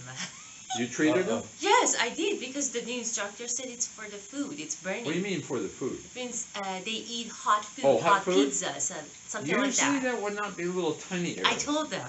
No, it it's wouldn't not be. like this, but No. they didn't listen. I said, okay, I don't know. You know. I know, you gotta do what the instructor says. Yes. Sarah, you should've But I'll been bet you like, anything no. it was recurrent into Yeah, or you I should've remember taken a that was on picture. a soft palate. Yep. A soft or hard palate? That was on a Hard palate. yes, hard one, It was yes, not probably soft. recurrent intraoral Oh. herpes. That instructor needs to attend my class. Don't say. Don't say the name. Just whisper it to me. So here is acyclovir, pencyclovir. Those are the things. Acyclovir, if you saw, that's how you treat herpes, or Valtrex. All those. You just got to know it's one of those groups. All right. Okay, erythema multiforme. What sets off erythema multiforme? Wait. Oh, what's Bull the eye, yeah, like bull target. No, what sets it off? Oh, what's in What's the the A disease? etiology? Huh? autoimmune disease? Yeah. It's Is it? medication. No. Medication is one of the main things, Okay. Okay. or a herpes infection will set them off. Yeah. Oh. So usually young people, all right, and sometimes they have anything, even being out. There was a hygiene instructor years ago who got from being out in the sun, got skin lesions from erythema multiforme. But medication is one of the main things, or pollen in the air, okay, a herpes infection, all right, all those things. Oh, okay. So one of the characteristics is the bloody, crusty lips. You can have ulcerations in the mouth. Another characteristic we talked about before are target lesions. Remember that? These are target lesions. Oh my gosh. See that?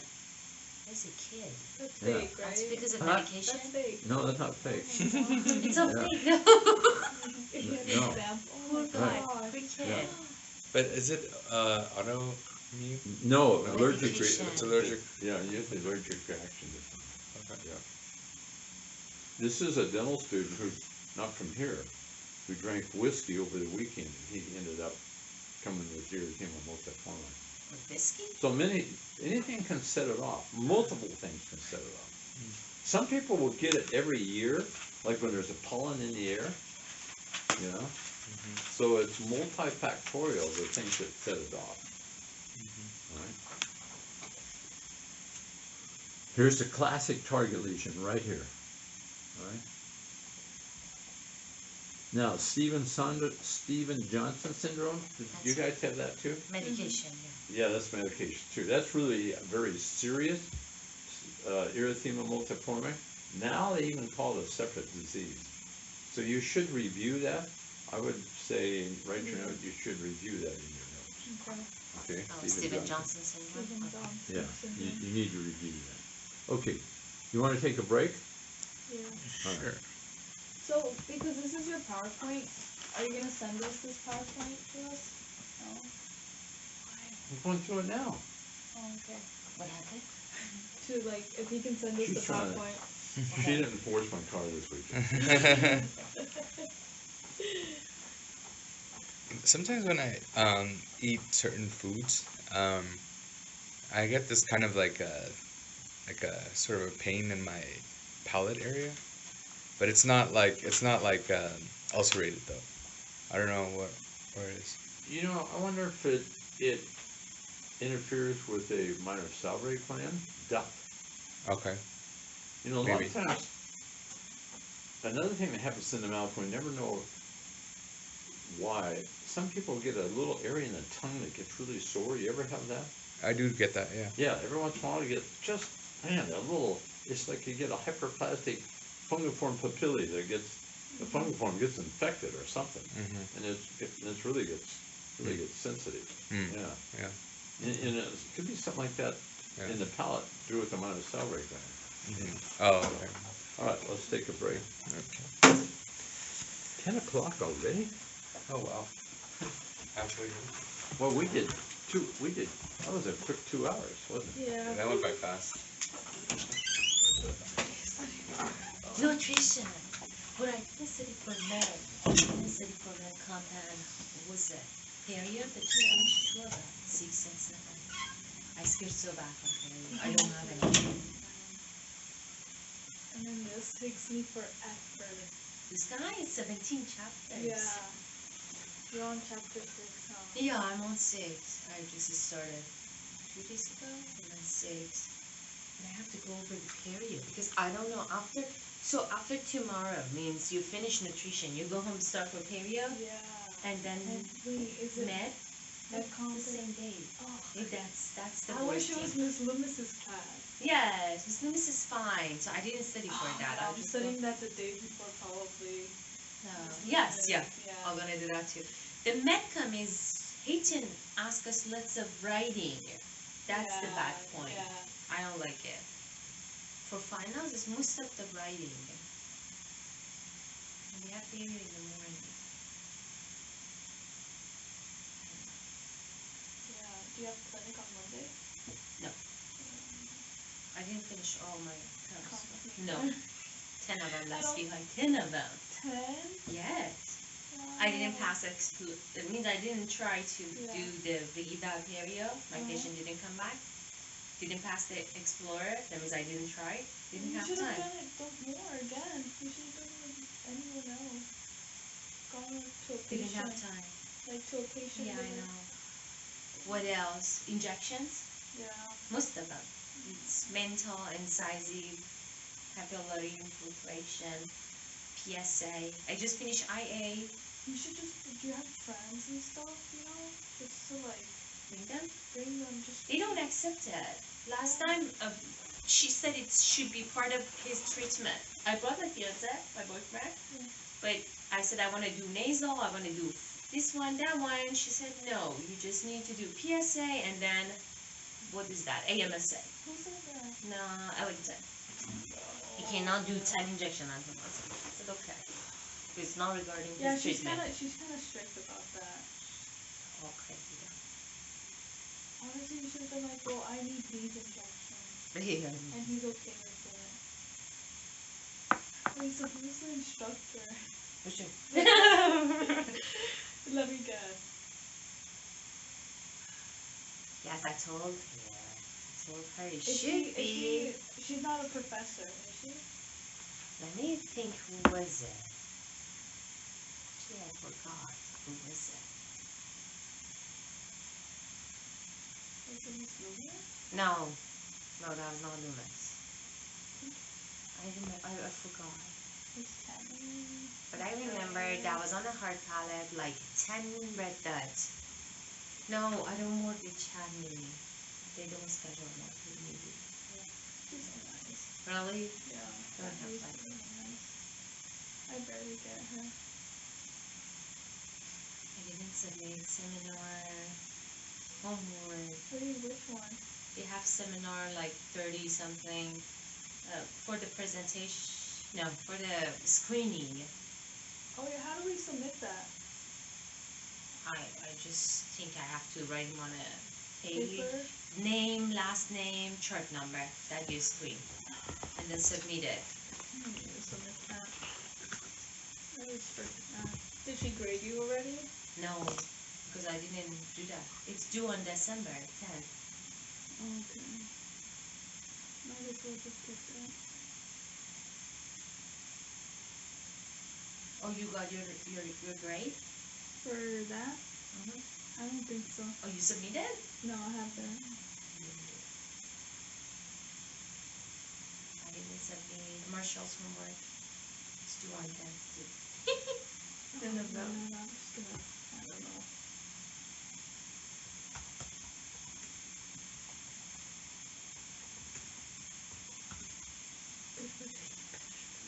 I did. Me too. Because she uses this picture. That's what I was gonna say. There's no way. Yeah.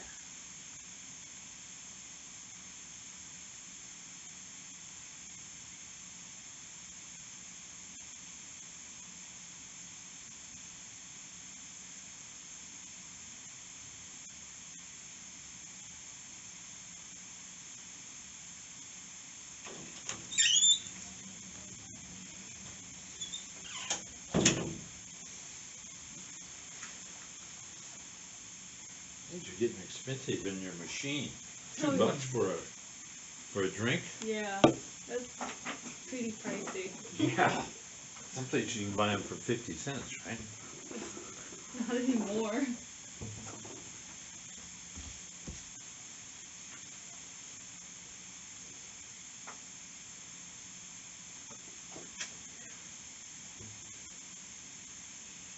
So what do you have? What test do you have tomorrow?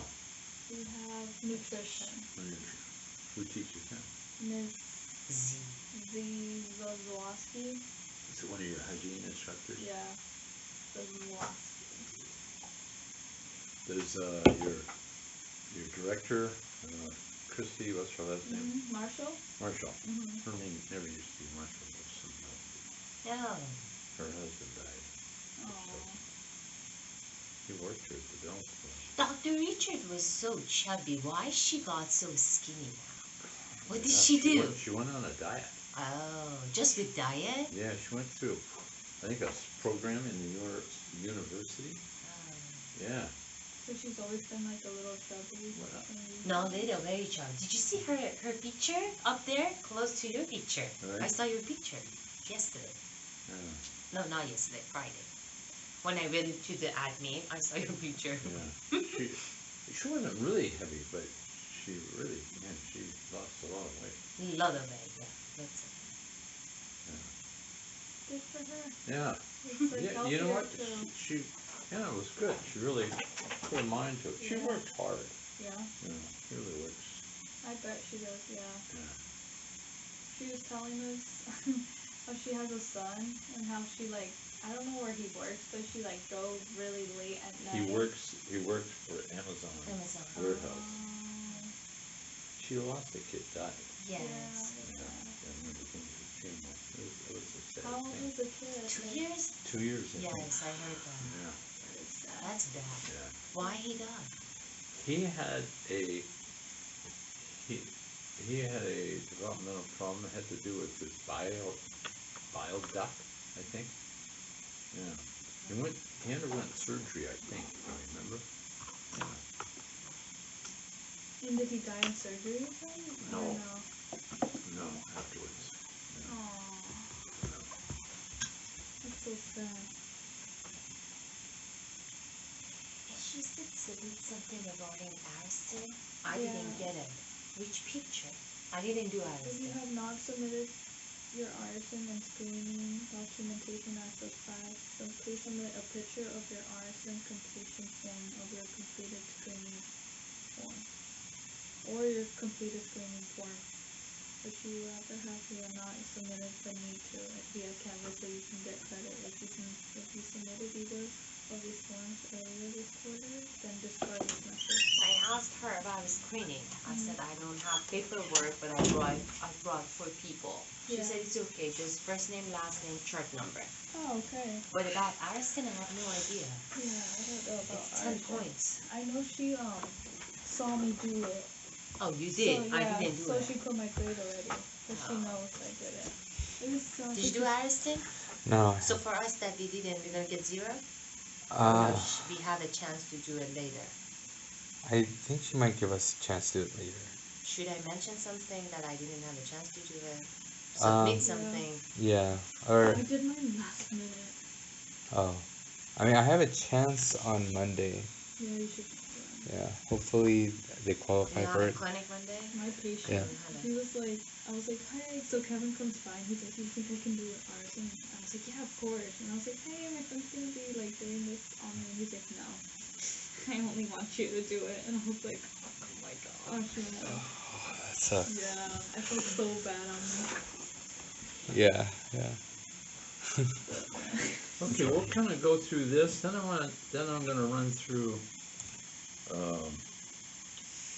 another one, just some of the developmental things, and the last hour was spent on bone and organogenic. How's that sound? Mhm. Okay, does it seem hot in here? Look. A little bit. Yeah.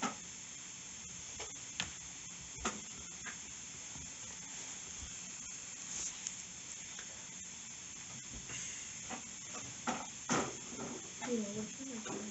Are you guys going to one of the reviews? For For boards. oh, I just did it online. Signed up for online class.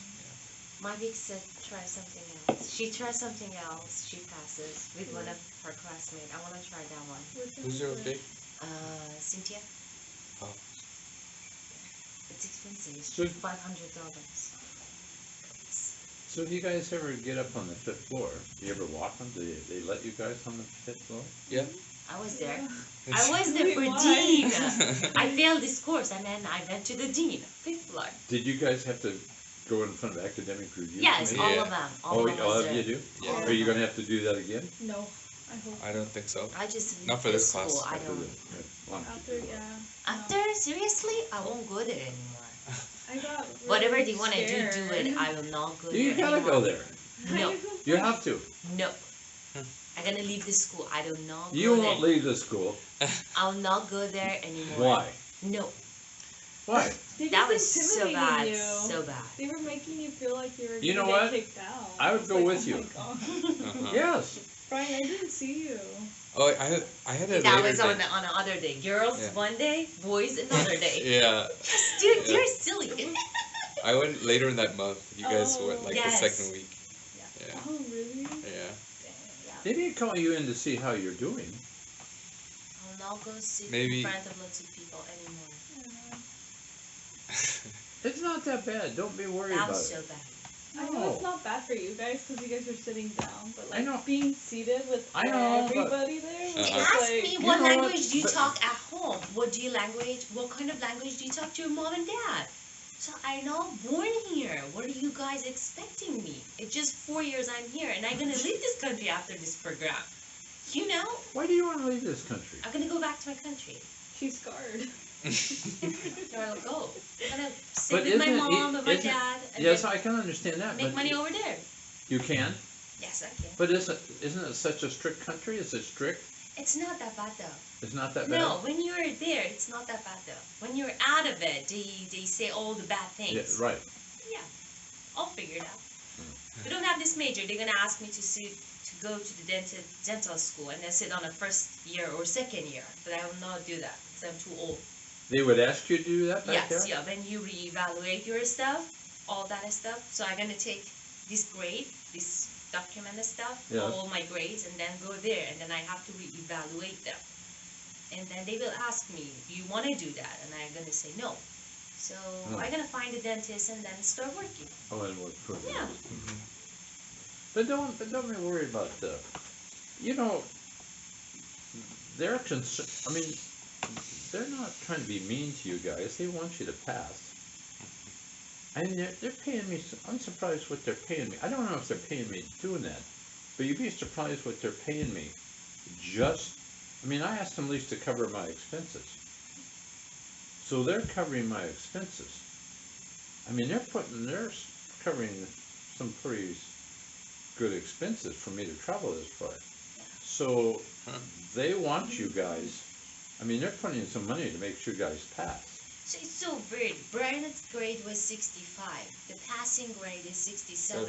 Yeah. Mine was around 64. You know, it just 3%, Barely. 4%. Yeah. She could pass us if she waved, Well, if she she could have given you, helped. she could have given another exam to you. She didn't do that. I don't know about Heidi's grade. I just know about my grade, his grade. But they didn't do it. I They think didn't help. she But said. you know, a lot of it depends how you're doing in other courses also. Mhm. That was all my grade A and B. Really? All of them. Yes, histology, my grade was 90. Head and neck was Really? 90. All of them. It just this course killing me because I can't read them. You can't what? Pronounce them and then write them. Oh, And then okay. all the quizzes was not like pre-quiz. That was all about post-quiz. You have to write them. Yeah. And anytime misses spelling, that was 0. Yeah. But she's going to give you a 3. I got a feeling you guys are going to do pretty good on this exam. Actually, I feel like this class helped me for the pilot exam that we took. Yeah. Yeah. Yeah. I- Just about yeah. 15 questions oral ahead about this. Oh stuff. yeah, yeah. 15 questions. Hmm. The one that we took. Yeah, the on pilot the exam we board? took, it kind of helped me a little bit. with Yeah. that, yeah. But like I said yesterday, you're thinking more than you were before. You're starting to really realize. If that. anybody see more, I'm not saying you guys aren't improving, I think all of but I us do. think I see her I hope I improving am. more. Yeah. No. I'm just hoping I do good on this final exam. You're just gonna pass. Yeah. But I The think- passing grade is 67 again or 67. no? Again. Yeah, Okay. that's Just that's Just a, wanna yeah. pass it. All right, Let's let's see. go. C. Let's go. Okay. Above a Because C. I'm after heading this. north today at 12. Oh, you are. Okay. Yeah. I'm Okay. on my way. Another 14 hours In the rain. in the rain. Wow. Although right now it's sunny outside. Oh. Why Okay. don't you fly? You know, my wife comes with me Oh, she does? each time. Oh. Oh, why I said if you ever go up on the 5th floor, Mm-hmm. you can stick your head in the the southwest corner Southwest corner. office in there. Okay? Opposite, cat a corner from the dean's office, the opposite corner. There's 3 secretaries in there, Alright. and you can say, who's Heidi Cooler? Is your daughter? Yeah, Sarah. Go in there and say, I put up with your dad.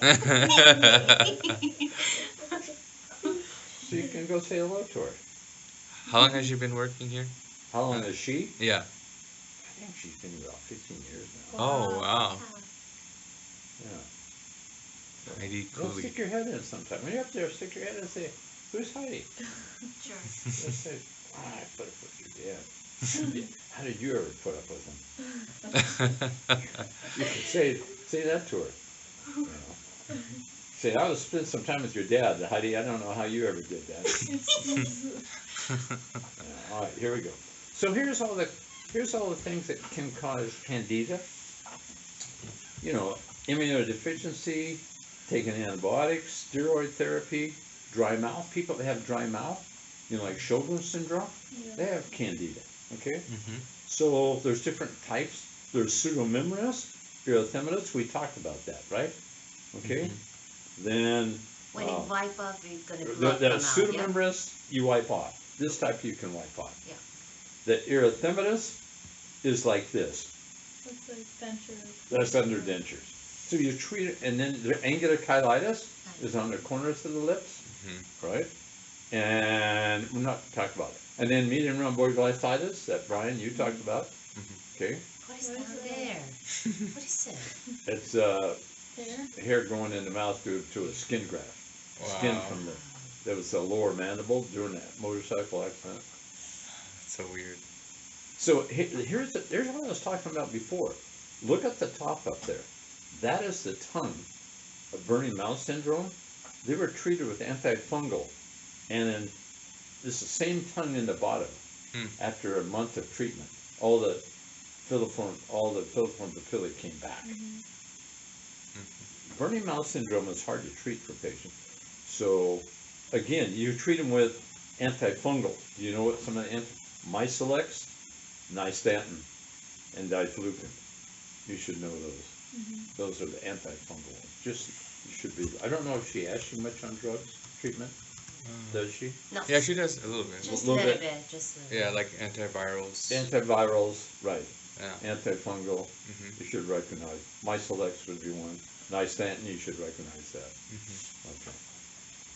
Okay. Let's talk about cysts. Okay. If you have a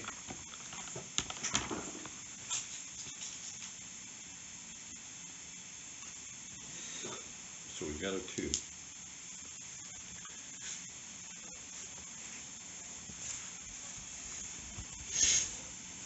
Okay, so we got a tooth here, we have a pulp, right? Mm-hmm. So, if we get decay, it comes in here, hits the pulp, now I have a pulpitis, right? Yes. If we don't, and that causes inflammation. What happens when we get inflammation there, if this is not taken care of, now we're getting bacteria into the pulp that causes inflammation. So now this tooth gets very sensitive to what? Cold. heat. Okay? So if we catch this decay before it gets there, put a filling in there, we have reversible pulpitis, and then the sensitivity goes away. So this tooth would be very sensitive to cold. Mhm. And then in the later stages, it becomes very sensitive to hot. So when somebody comes in and says, oh man, when I get hot on my tooth, and it stays there for 5-10 seconds, you know that you probably have a irreversible pulpitis. If you have irreversible pulpitis, in other words, we have pulpitis is inflammation of the pulp, right? Mhm. Reversible pulpitis is to go back to normal if you take care of what's causing it. Irreversible pulpitis, the only treatment for irreversible pulpitis is what? Endo? Endo, or extraction. Oh. Hopefully you don't have to do an extraction, okay? Mhm. So irreversible pulpitis, what happens, no longer we have good blood supply coming up here, can't get rid of this bacteria and inflammatory cells, so what happens then, we start to form a lesion down here at the apex. And after a while, an irreversible pulpitis, we can see this on an x-ray, it becomes radiolucent. As time goes on,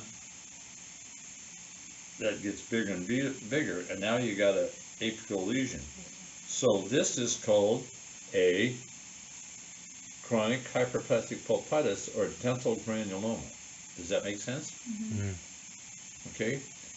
If it's chronic hyperplastic, not hyperplastic, chronic apical periodontitis. Mhm. Chronic hyperplastic pulpitis is, well, we'll get to that in a minute. Okay, so then this is a dental granuloma. Okay, now if you do the root canal, okay, if you seal this tooth all the way up, okay, and seal this, now this area has a good blood supply, so the body can do what? It can get rid of this. So if you have an apical lesion on the end of a tooth, and if it's asymptomatic, that's called a dental granuloma or chronic apical periodontitis. That's in your notes, okay? Okay. So when you do endo, now you got a good blood supply coming here, it can get rid of this. So in 6 months or so, this radiolucent lesion goes away. All right? Let's say you didn't do a root canal. This then can form into a cyst. It can be formed into an apical cyst. Because where does the epithelium come from? You have all these epithelial rests of Malacea along the periodontal ligament, all right? If you remember your endo. Okay, anytime epithelium gets inside of inflammation, because this is an inflammatory area, then that epithelium wants to proliferate.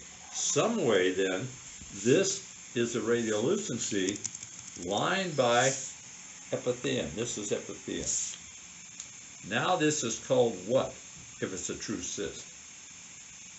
Radicular. So.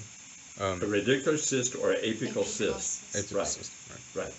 If you do the root canal, the still should heal. Okay? Anytime this becomes acute, we would, have pain. Pain, yeah. And if you see swelling, we call it an abscess. What happens, so anytime it comes acute and the body can't keep this walled off, okay, then actually, the infection can go anywhere, and then you get an abscess, and it actually can go through and it can perforate the gum tissue and drain, then the pain's gone because the pressure's gone. That is a fistulous tract. All right? Mhm. So once you have a fistulous tract, it becomes chronic. Once you do the root canal, again, the blood, even if it's a cyst, sometimes that cyst can go away. All right? Does that make sense what I'm saying? Mhm. So you should review those terms. So a dental granuloma or chronic apical periodontitis. So here, chronic apical periodontitis. See this up there? Or a dental granuloma. Mhm. Okay, it's a radiolucency at the apex. Treatment, root canal or extraction, like Sarah said, you do a root canal. Okay, here's what it looks like. Looks like this on an x-ray. All right, and you can see here they already started a root canal. See the temporary there? Right there? Uh-huh. Once the root canal is done, you can have good blood supply to this area so it can go away. Histologically, it's just chronic and acute inflammatory cells at the apex. So this could turn into a cyst, all right? From adenogranuloma could turn into a cyst. So now, if it's a cyst, it's called a radicular cyst or apical cyst or periapical cyst, all right? Can be both asymptomatic or become symptomatic. Treatment, again, is the root canal. It's a well-circumscribed area into the tooth, all right? So here's this treatment is root canal or extraction. And here's a big apical cyst. See that? So this is the histology. This is the middle of the cyst. This is the epithelial lining around it. So a true cyst has an epithelial lining. A cyst means you have an epithelial lining. Traumatic bone cyst, does that have an epithelial lining? No. Is that the same as simple? Yes. It does not. That does not, correct. That does not. Okay. Residual cyst. Did you have residual cyst? Yes. If you have an apical cyst and you extract the tooth and that cyst stays behind, that would be a residual cyst. So you would have to have the history of a Extraction. extraction. Does that make sense? Mm-hmm. Okay, here's another residual. Look at this residual cyst here. All right, see that? Yeah. So there was a history of an extraction. Now, a cyst keeps getting bigger, bigger, and bigger. It keeps growing due to osmotic pressure. Somehow, more fluid can go through the membrane and it goes out, so it expands. Cysts are filled with fluid and things like that. Okay, dentigerous cyst.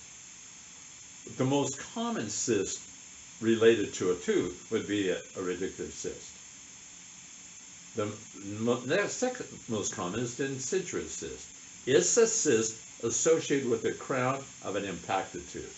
Okay? Most common area would be the third molar or the cuspid. Those are the two teeth that end up being impacted the most often. Okay? They're unilocular, okay? Usually not multilocular, unilocular. Radiolucency surrounding the crown of a tooth. All right? So here's here's two impacted bicuspids. This would be rare when you have two separate ones. But here's two dentigerous cysts. Here's a dentigerous cyst also. How do you tell dentigerous cyst? Usually it comes around right near the CE junction. All right? Now here's one that is causing resorption. So we had a question before, could a cyst cause resorption? Yeah, here's an example of it. Usually a cyst is not going to be this aggressive. What else would you think, if I just showed you this x-ray, what else would you think a possibility? Simple bone cyst? No. No? Simple bone cyst would not cause resorption of teeth. Oh, right. No. A what? No. No, what'd you say? Unicystic ameloblastoma. It's Yes. not uni. Yes. Yes. Unicystic, or I would just say it, a ameloblastoma. Yeah, I would think, first thing I would think of is a ameloblastoma. Yeah. Here's another dentition. Now this is to be a unicystic ameloblastoma. Okay? It could be, but it's a dentigerous cyst. Now, why do you remove dentigerous cyst? Because a ameloblastoma can form in the lining of a dentigerous cyst. You can actually get squamous cell carcinoma in the lining of a dentigerous cyst. You can get a mucoepidermoid carcinoma in a dentigerous cyst. That's why you remove dentigerous cysts. All right, and they'll keep getting larger, and they can cause resorption. So both of these, I mean, this one worries me. I mean, usually a dentigerous cyst is not this aggressive. I would think an my first guess on this one would be an ameloblastoma. All right. So is the lining formed from the rest of molluscs? The ameloblastoma can form in the epithelial lining of a dentigerous cyst, in the lining. Okay. It could form. Okay. They have found dentigerous cysts where they're actually in the lining, and ameloblastoma can form. Yeah, it starts in the lining. It starts out as a dentigerous cyst, But not all ameloblastomas come from a dentigerous cyst.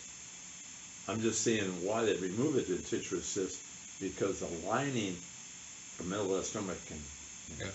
start in.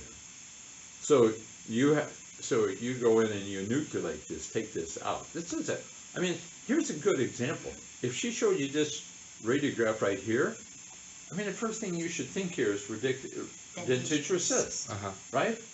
Do you agree? Mhm. Yeah. Okay, eruption cyst. Did you have eruption cyst?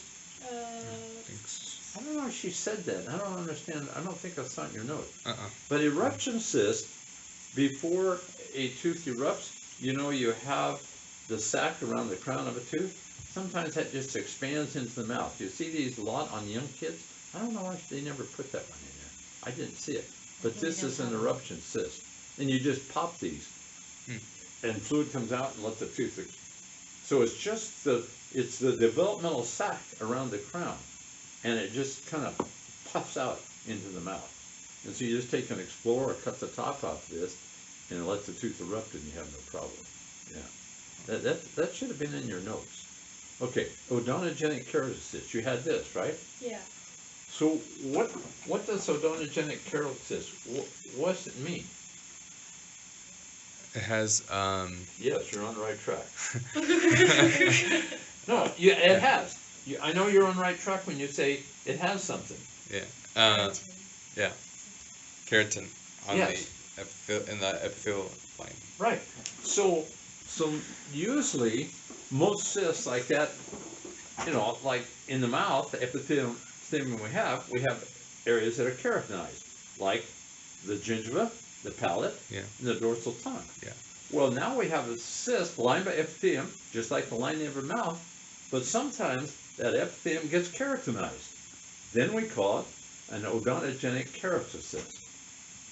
Now, average age, usually they are usually she doesn't put it here. It could be any age, but I think 20, 30 years of age.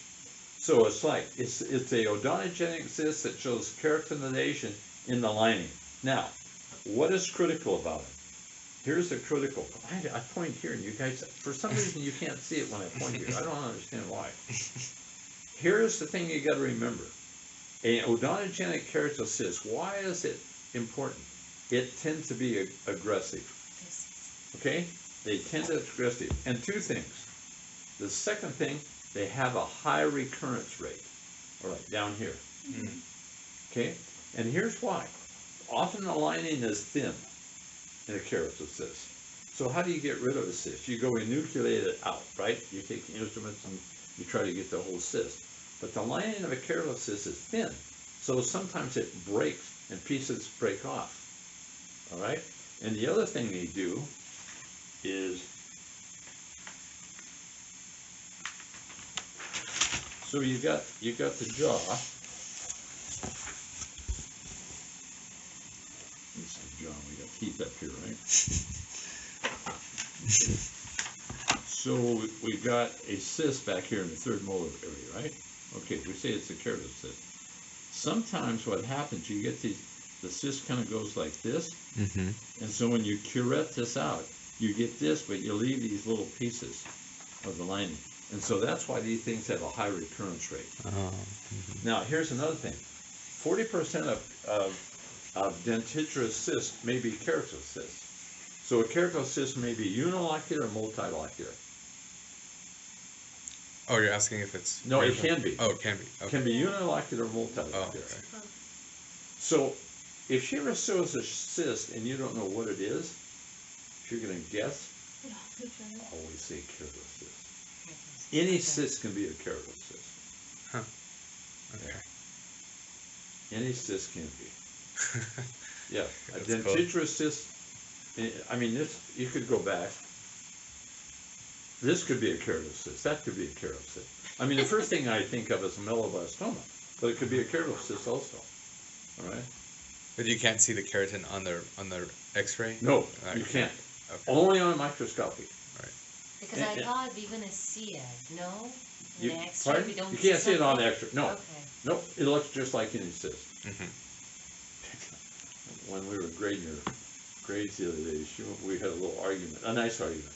Well, she said, "Well, you put two answers at one time." Yeah. She said, "Well, I only want one answer." I said, "Well, they're both right." "Well, I only asked most likely." I said, "Come on." "Okay," she says. Oh, that's Thanks funny. for having my back. Yeah. I helped her. Oh, man, Okay. Thanks. Was that the odontogenic keratosis one? I don't No. Oh. No, Oh, it was not. okay. So it's like, see, it has this keratin in it. So let's look at, let's say that she showed you this.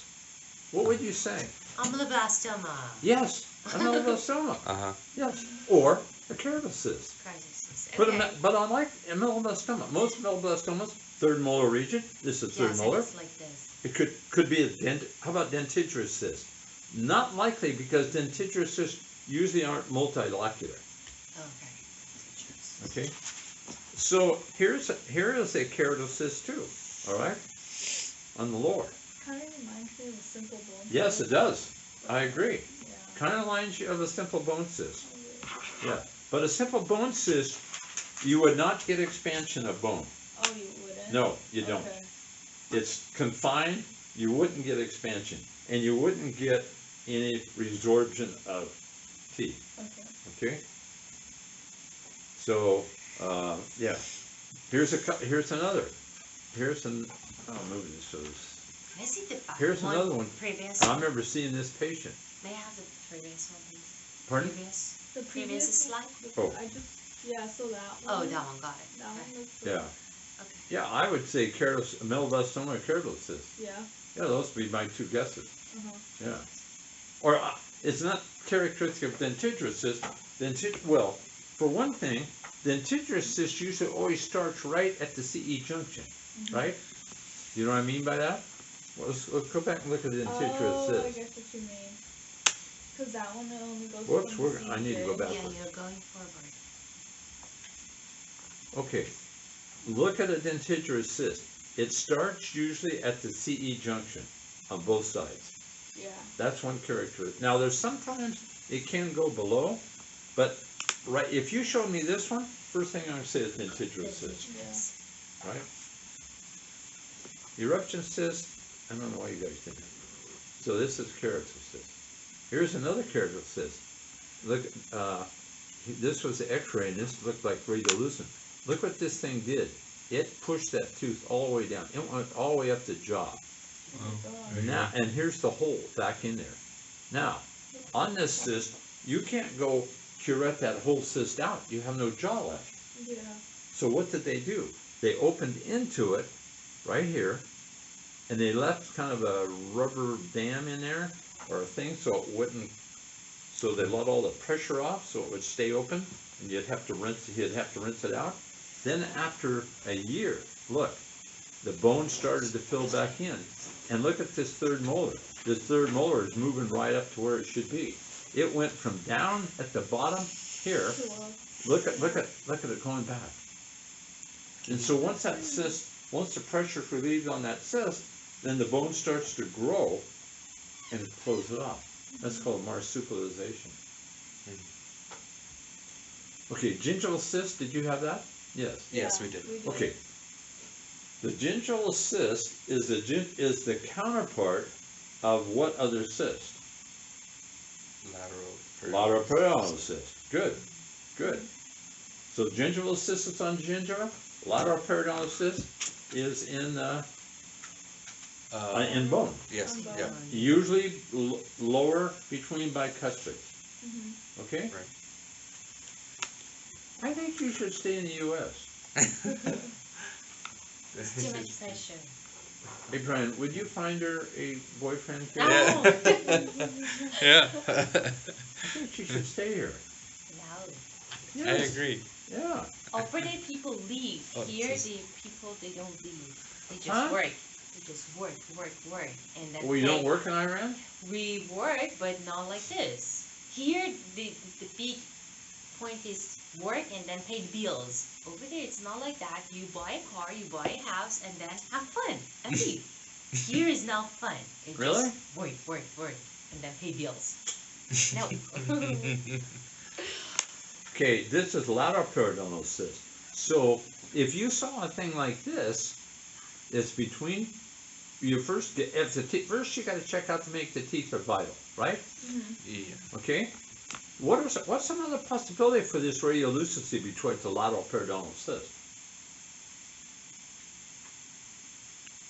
Wait, what was the question? What's another possibility of a diagnosis besides the lateral periodontal cyst? On this one right, on this lower one right here. Oh. Come on. Not a keratosis. Well, clear. I said Possible. genetic keratosis. Yeah. Yeah. Could be. But because where it's located, I don't think keratocyst would be my first choice. Yes. But if on a differential diagnosis, I wouldn't argue that. Yes, it could be. Mhm. So what's another possibility? So you're on the right track there. Give me another one. And you've been mentioning these. You've been talking about them. Come on. Oh, is it chronic? No, Not the that. apical or the No. other one. Okay. If the teeth are vital, if the teeth were non-vital, then it could be a chronic apical periodontitis Okay. off the lateral canal. But I'm going to say these teeth are vital. You got to check that out first. Okay. Okay. Residual. Okay.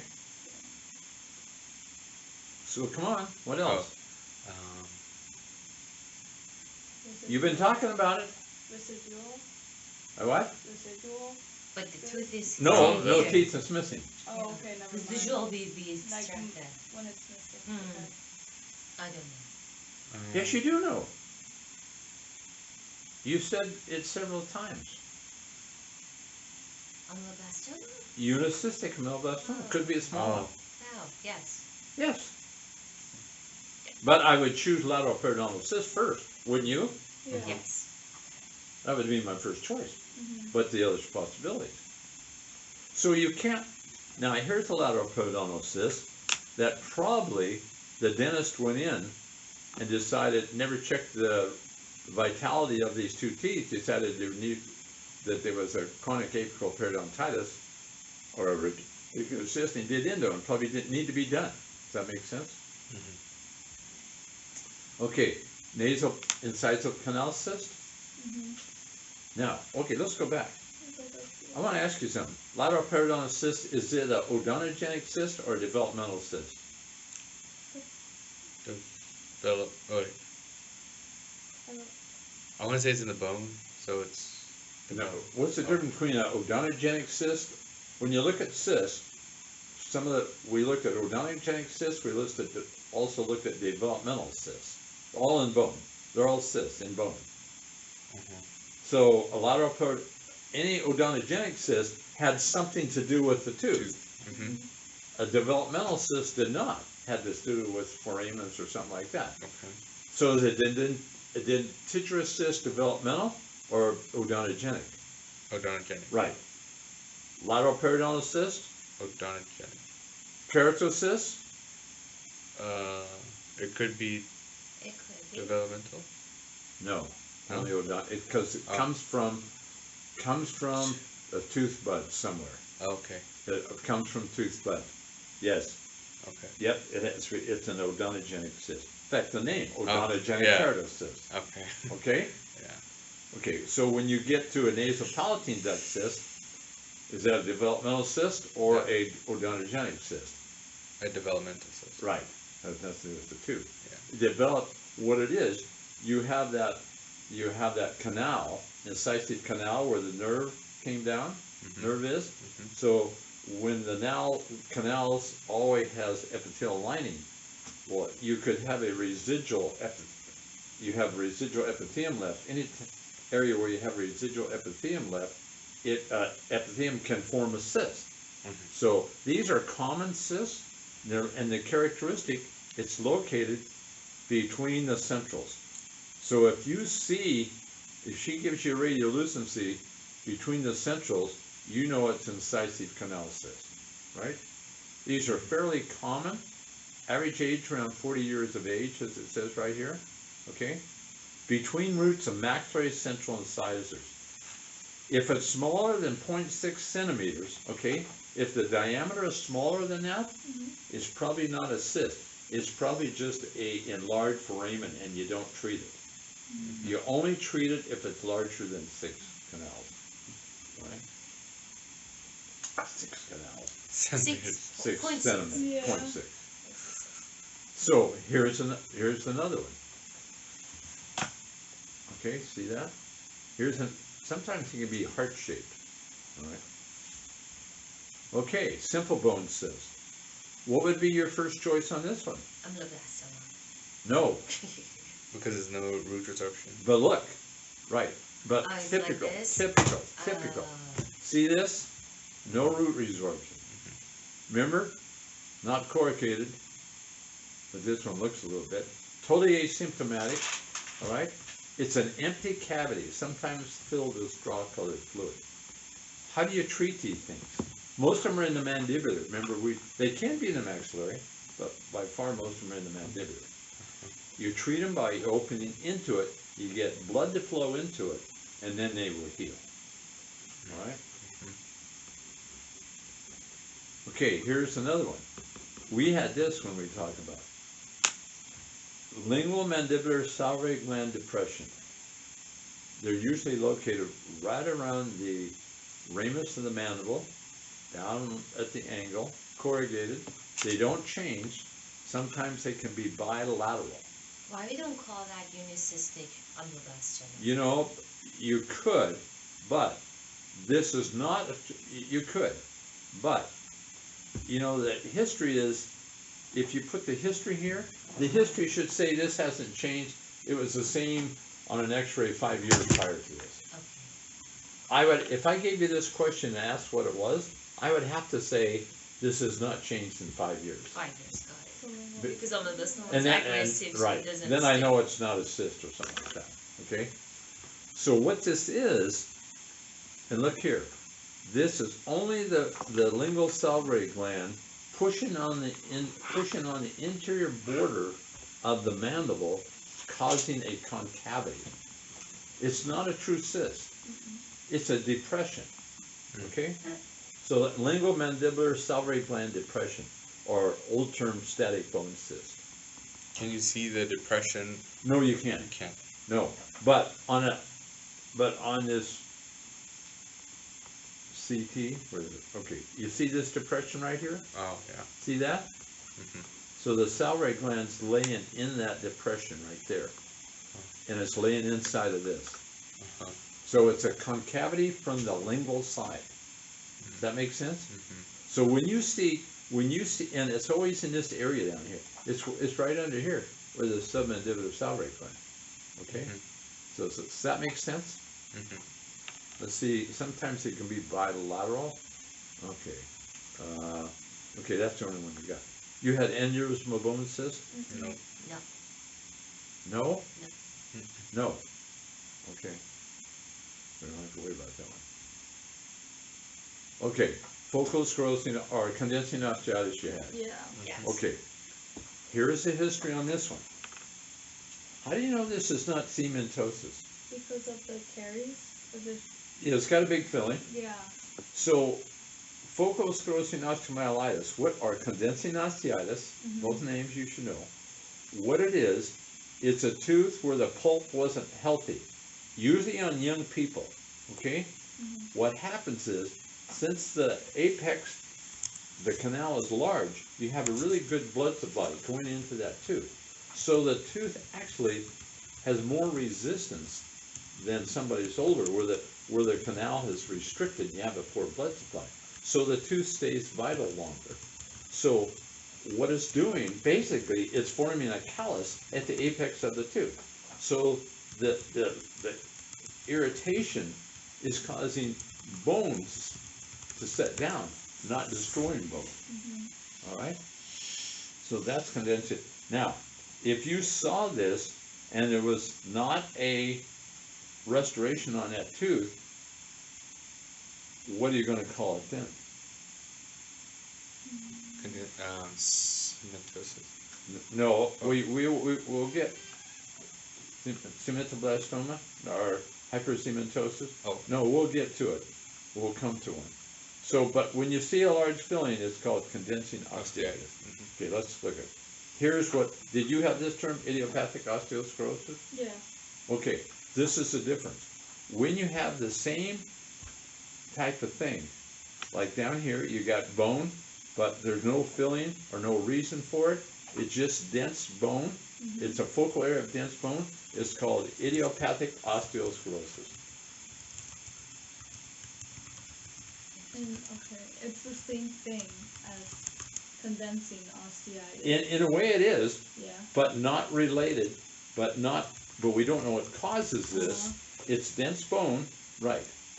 But condensing osteitis is caused by irritation to the pulp. Mhm. This one has nothing to do with the teeth. Okay. And with condensing osteitis, is it the irritation of like all the Irritation from the pulp. pulp? Okay. The pulp. Eventually, in condensing osteitis, the tooth is going to need a root canal. Okay. It's eventually going to die. Okay. It has good stability because good blood supply. Mhm. So you only see condensing osteitis on a younger person, Mhm. Compared, teenage, yeah. young adult. Compared to idiopathic. Idiopathic you'll find anywhere. Anyway. Yeah. Okay. Usually the molar area, and how do you treat something like this? Well, you take an X-ray. This doesn't look. You don't need to go biopsy on this, but you take an X-ray a year later or something like that, and just watch it. Okay. Or the best thing is you look on a previous X-ray. You go back and say, hey, what dentist saw you before? Let's ask for his X-rays Mhm. and see it, and you're going to see it. This won't go away. So this is idiopathic osteosclerosis. All right. Okay, here's one you need to know. Periapical cemento-osseous dysplasia. Don't look at anything. Just tell me what you can about it. That like what? Huh? About what about it? Anything about it Yeah. without looking at the. It's on Is the- what? It's on an apical. Lower anterior usually. Yeah. Could be an M. Okay. What else? It's radiolucent. Oh, there's 3 stages. There's 3 stages. Okay. Mm, It starts out radiolucent, mixed, and then radiopaque. Yeah. What else? Uh, Critical thing you haven't mentioned. There's 2. Well, there's 3 stages, but there's 2 that are very like popular. I don't know how to Not say it, popular. but like So when it's in the first stage is radiolucent. yeah. So what is in that radiolucent space? What kind of tissue in it? It's fibrous tissue. Fibrous. Yes. So that's why it's radiolucent. And then that fibrous tissue becomes more and more calcified. Mhm. It's either cementum or bone, and then it gets radiopaque. Yeah. The old name is cementoma. They used to think it was cementum, but it's not. But you're still missing something. If you showed me this X-ray Yeah. on the top, right here, if you showed me that X-ray, I'd ask you one question. What question? One question I'd ask you Is it about the patient. about the are they Oh, I know it. Huh? African American? Yes, Yeah. If they're African American. if they're African American. Yeah. Most of these are usually in an African American. Is she gonna ask a question like that? Yeah. No, you look at him. Yeah.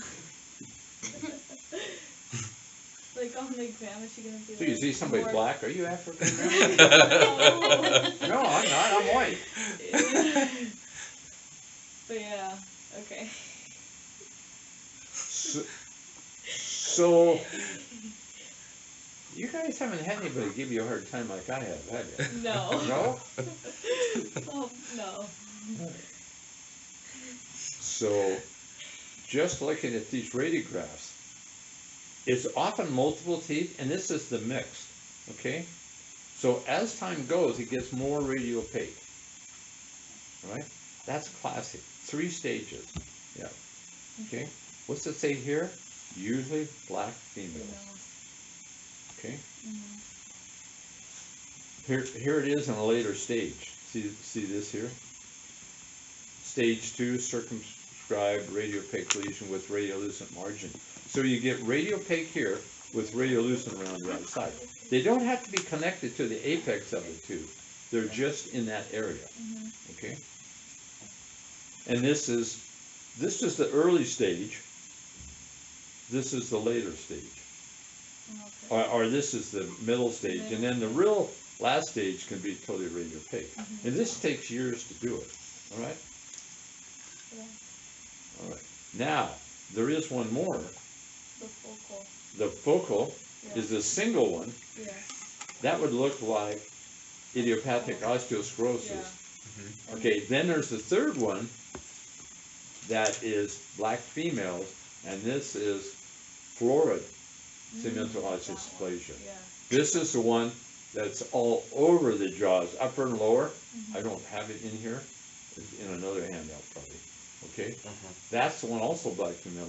That's the one where you don't want to extract the teeth for some reason. You get a bone infection afterwards. That's the florid. So you get periapical, you get focal, and you get florid. So that's all in your notes. You need to. Does that help on Yeah. on cysts and stuff? So is florid also at the apex? But everywhere? It's at the apex, but it can be everywhere. Okay. It can even be in a. I don't know. I don't have it here. See if we can put this down.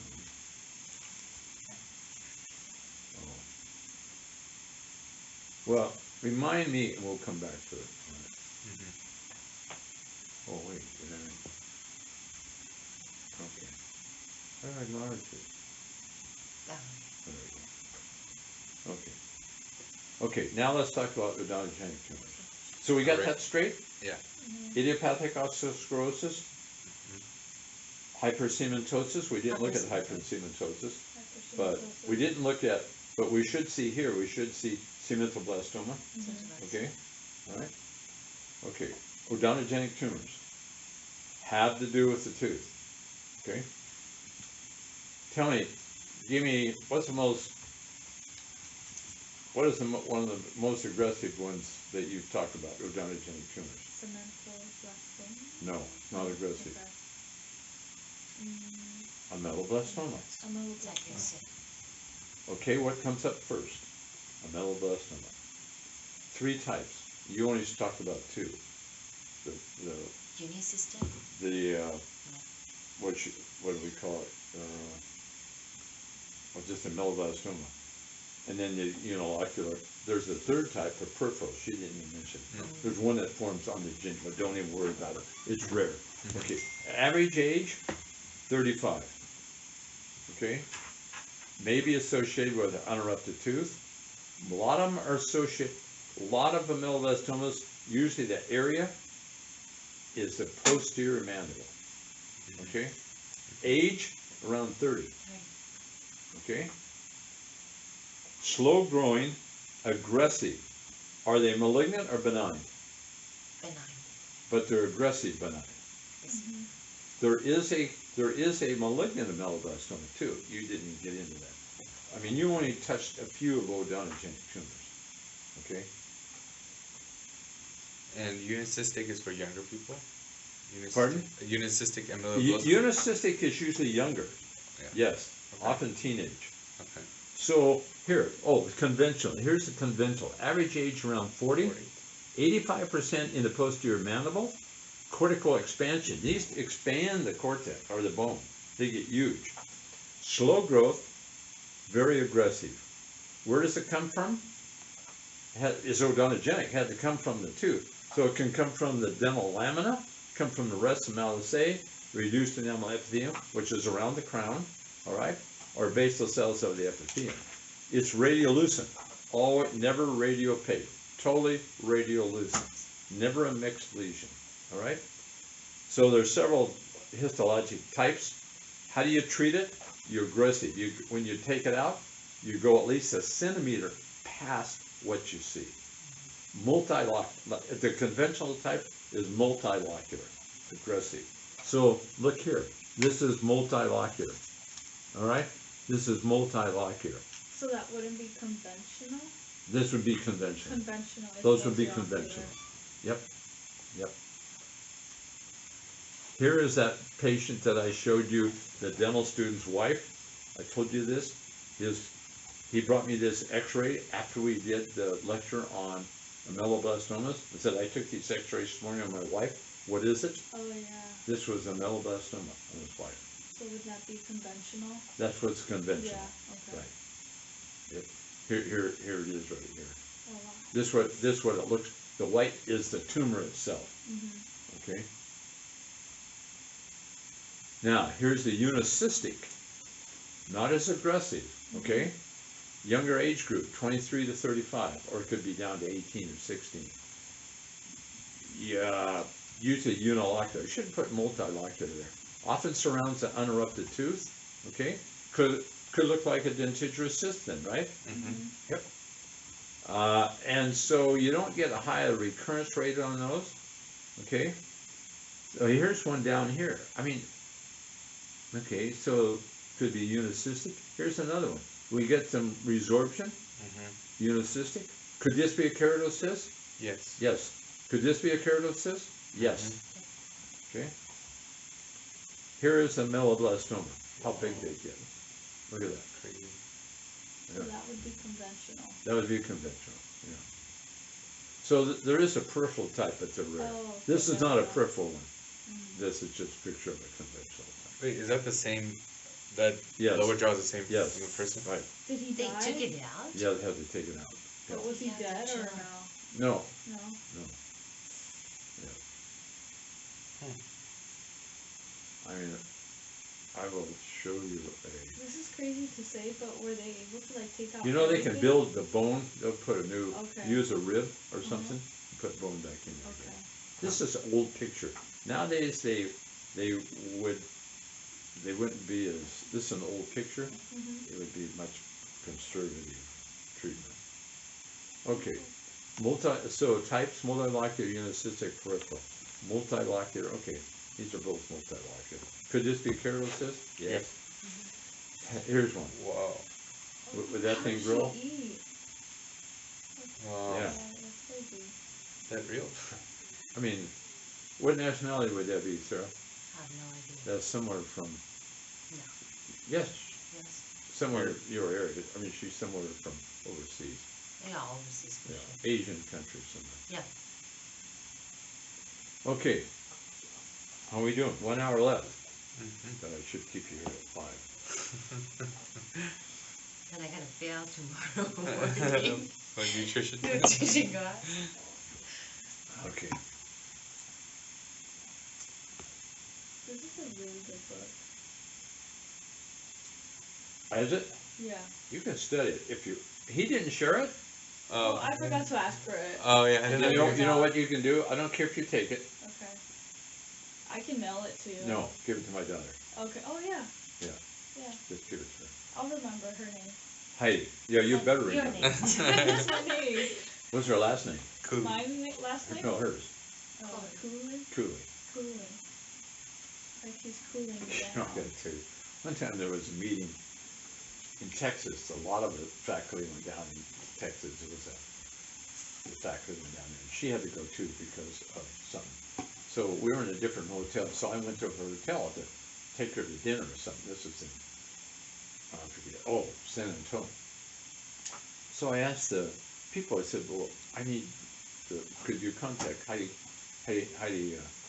Thompson?"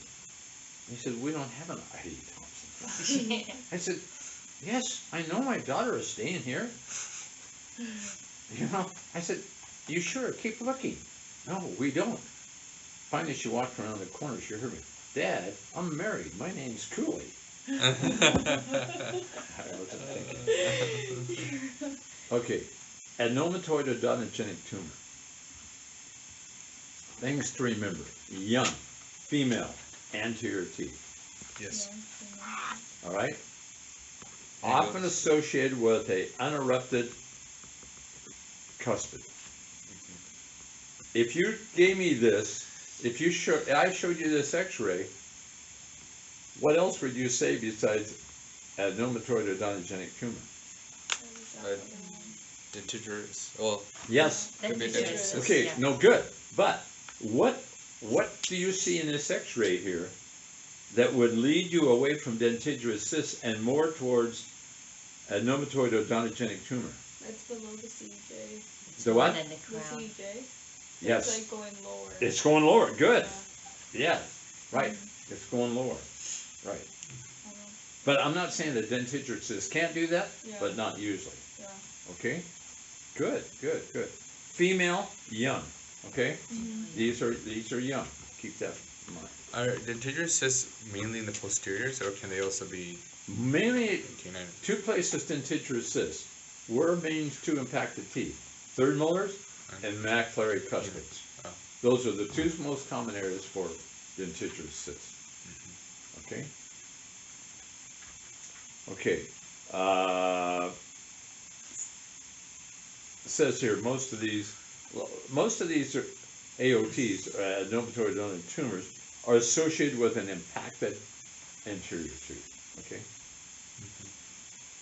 So here's another now here's another thing about these. Sometimes these can have calcification in them too. Here's an interesting one I saw in the clinic: a widening of the periodontal membrane. All right. Let me ask you, this is not related. When you have widening of the periodontal membrane, this is important. PDL. And they have so the PDL, and they have pain. What do you got to think of? What type of bone tumor? Hyperbaric. No. You're on the right track, but at least think.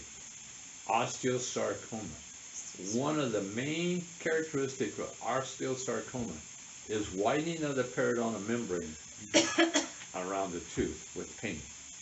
Okay? Okay, odontoma. Compound or complex? We don't have problem. We know this is a compound, right? And here's a complex, all right? It's a mixture of dental tissue, usually mandibular molar area, and the compound is usually a maxillary area, all right? So compound and complex. Yes, Right? right. So complex is more towards the. Posterior, Posterior. mandibular posterior. It doesn't look like teeth, where the compound looks like teeth, Okay. all right? And what else can you tell difference with the complex? You know, they do have a little radiolucency around the outside. Yeah. Yeah, I don't know, we have other pictures of them? Oh, no, I don't. Cementoblastoma. Okay, here's a cementoblastoma, okay? Young, remember we talked about earlier, childhood or young adult. Often you can't see the apex of the tooth. We talked about third molar or first molar, remember when you talked about it very early today? Usually first molar. And you don't see the apices of the tooth. All right? It is just probably cementum, okay? Usually located mandibular molar on a young adult. All right? Is that a true tumor? Yes. Mm-hmm. Oh, It's done. that's nice. Yeah, but we'll get another one here too. Okay. So I have another one I wanted with bony lesions. Okay. We'll pass cystic lesions.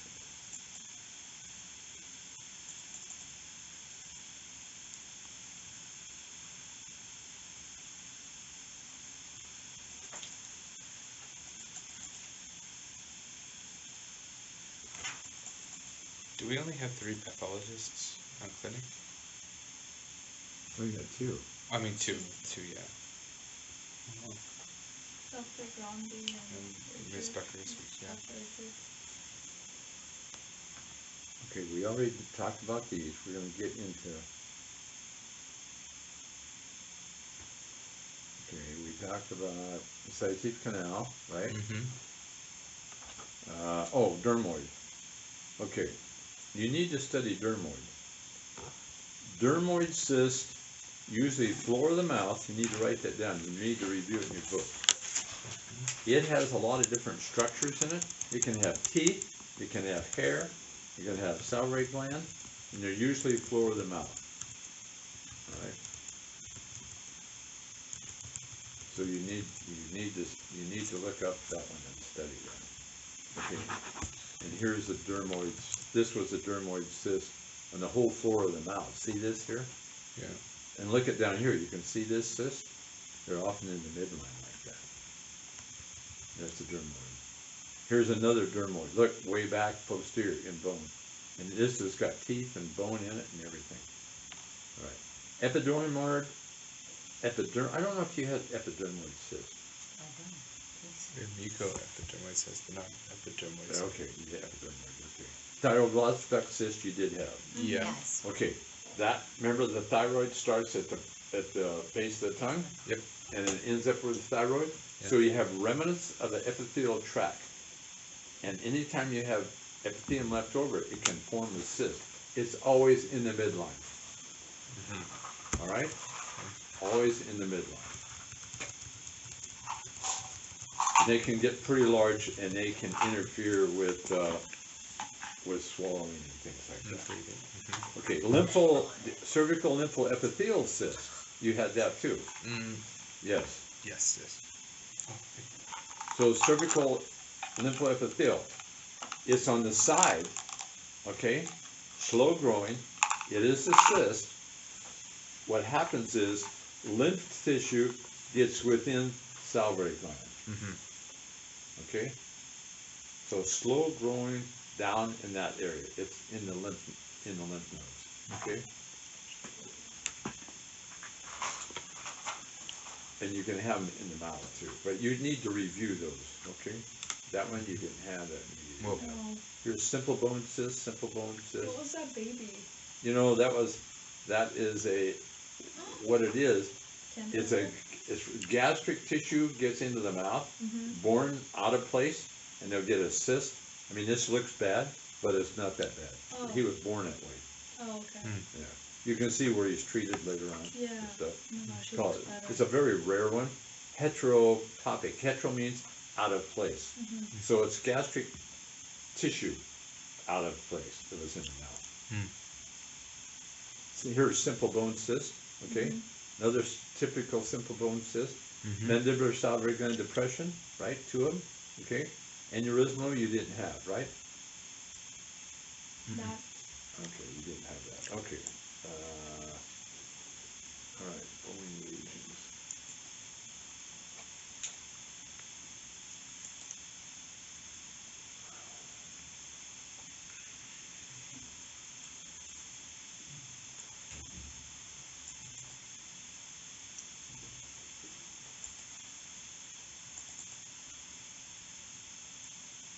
Wait, this is only did the first. That came out of.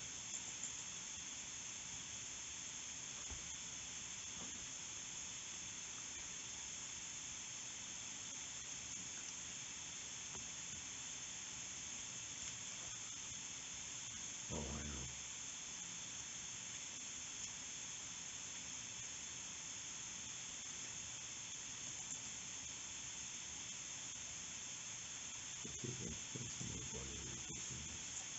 You already had that. No? I did one? No. Nasolabial cyst. Oh, you Is it did, not oh, in, yes, no? yes. You did, I'm glad we said that. Nasolabial cyst. Ah, yeah, you gotta get that one. Okay, that is a cyst that is the corner of the nose, okay? And it's a swelling in that area, and 4th, 5th decade, and this is not in bone. It's, when you see if it was a cyst in that area, but not in bone, wouldn't show on an x-ray, rare. I think you guys had that, nasolabial cyst. So it wouldn't show on the x-ray? It doesn't show on It an x-ray. doesn't say. No, it doesn't show on x-ray. No.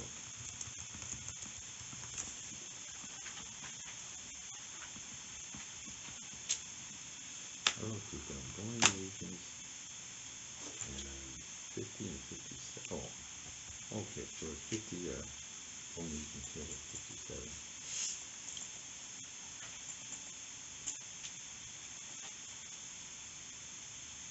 Oh yeah, here we go. So what else is, Oh, okay, idiopathic, here we go. I just want some we don't, things we don't yet, okay.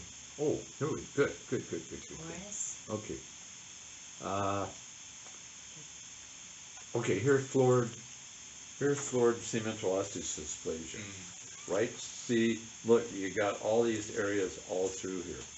So this, remember, we have periapical cemental osteodysplasia, focal cemental osteodysplasia, and florid.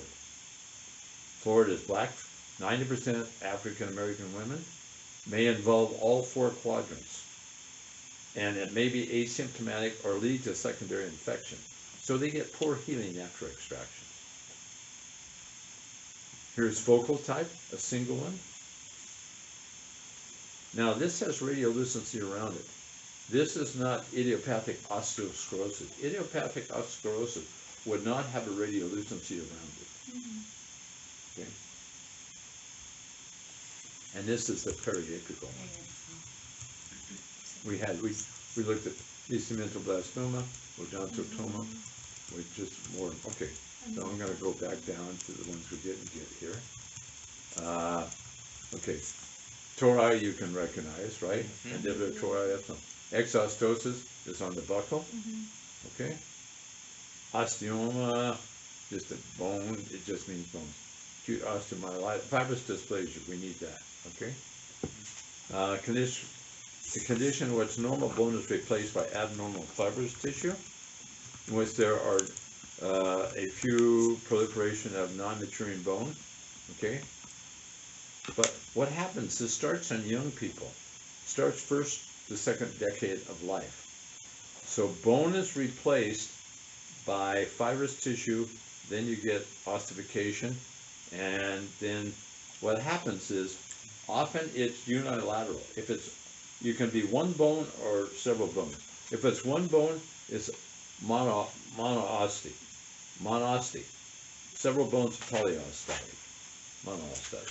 So if it's monostotic, often it's in the maxillary, all right, molar region, and I'll show you some pictures. So here's a young girl. When you look at her, she's got this area is swollen more than this area. So later stages, this is ground glass. But in the early stages, it's going to be radiolucent. Now, what happens on fibrous dysplasia, it stops growing at the end of puberty. Okay. You remember that? It stops growing. So you don't treat it. You don't treat fibrous dysplasia. You guys don't have textbooks. What do you do when you want to look up information? Google. But that's not going to... No, it's messed up if you look for it. Yeah, on that's... Google. I don't understand why you don't have a textbook. I mean, we should go off notes. Yeah. Yes, just note or whatever she offers. But she has good notes though. Yeah, If she you does. look at the But doesn't notes, have a picture. the notes are very good. Yeah. But you need to review fibrous dysplasia, all right? Okay. And if you want to keep this path book, you can too, and give that back to anybody who wants to look at that. Okay. So that's fibrous. So it stops growing. Okay. So you got to remember, early stages are radiolucent, then mixed, then radiopaque. You never want to do surgery until they stop growing. All right. So then they can do cosmetic surgery and cure. Because sometimes they do surgery too early, it kicks it off. So often you get swelling on one side. So she has monostotic. So here is the early stages where it is actually, you would never know what this looks. This looks like osteosarcoma. So here's somebody polyostotic. Look at the deformity. Yeah. Okay, so you got that? You need to review fibrous dysplasia. Patchen's disease, you need to review. Etiology unknown. Older age group, usually past 40.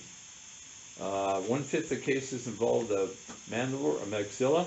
Maxilla predominates, so you get enlargement. They have a lot of neurological complications. You get deafness. Why? Because more bone grows and it cuts off the auditory canals. and shuts them off. Mhm. Okay, they have a lot of pain.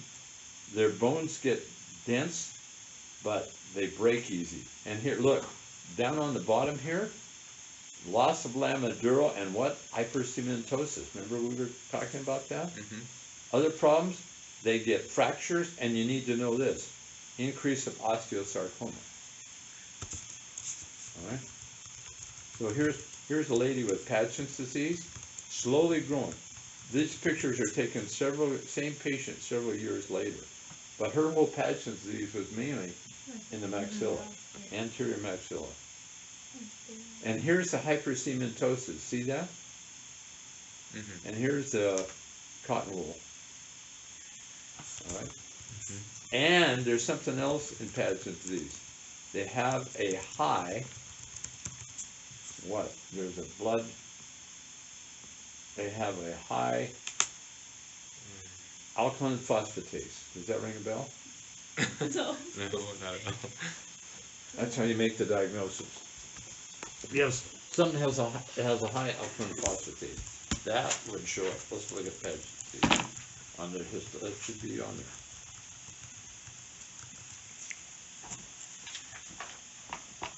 What is that? What is high?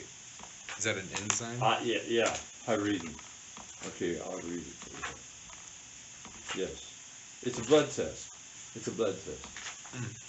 That's one way to make the diagnosis. Paget, P-A-G. 623.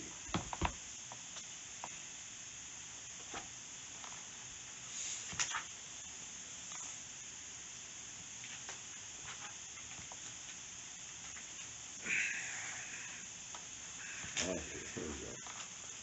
Clinical features, radiograph, histopath. Hypercementosis, I even have that underlined in my book.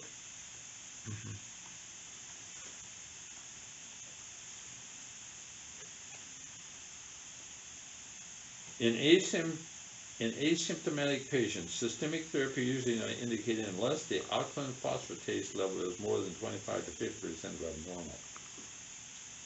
So they do have high alkaline phosphatase. Mhm. Okay, so that one thing is you should know. All right.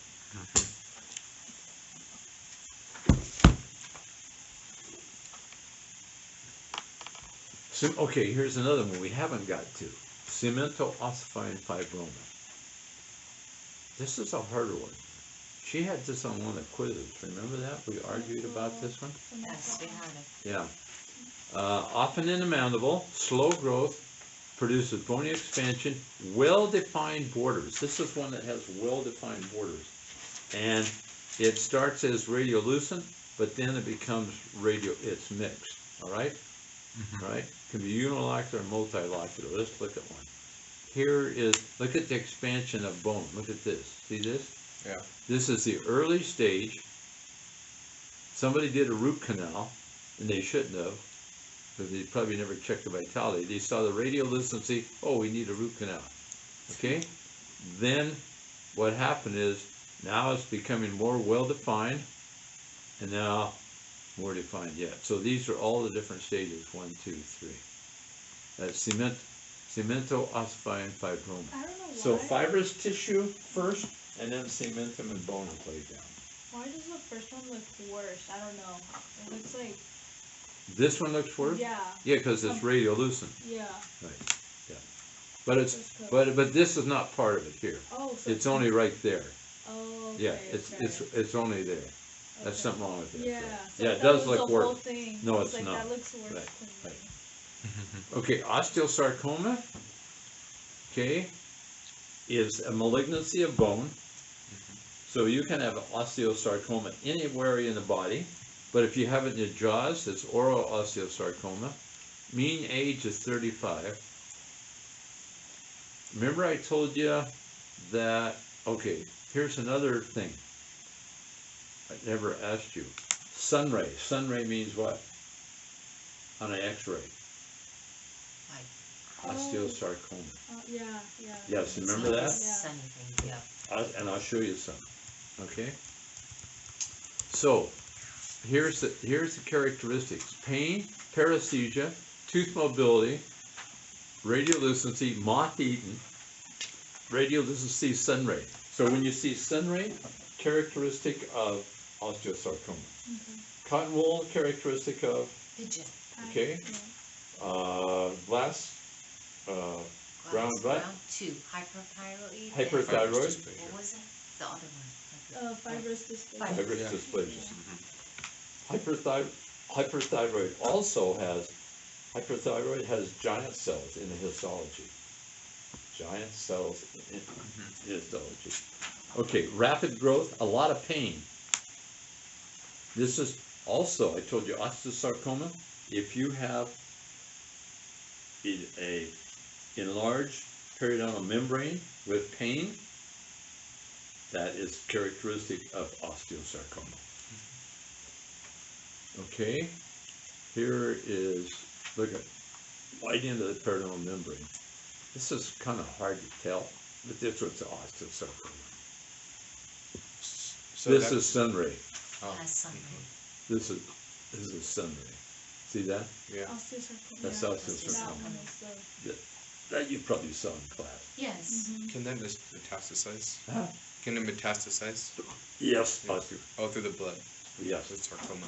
Yes, sarcoma.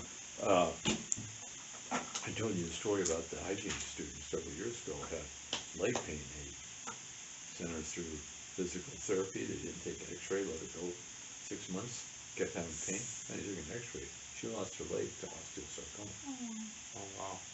Yeah. Could it have been prevented if they caught it? I don't know. That's a good question. Mm-hmm.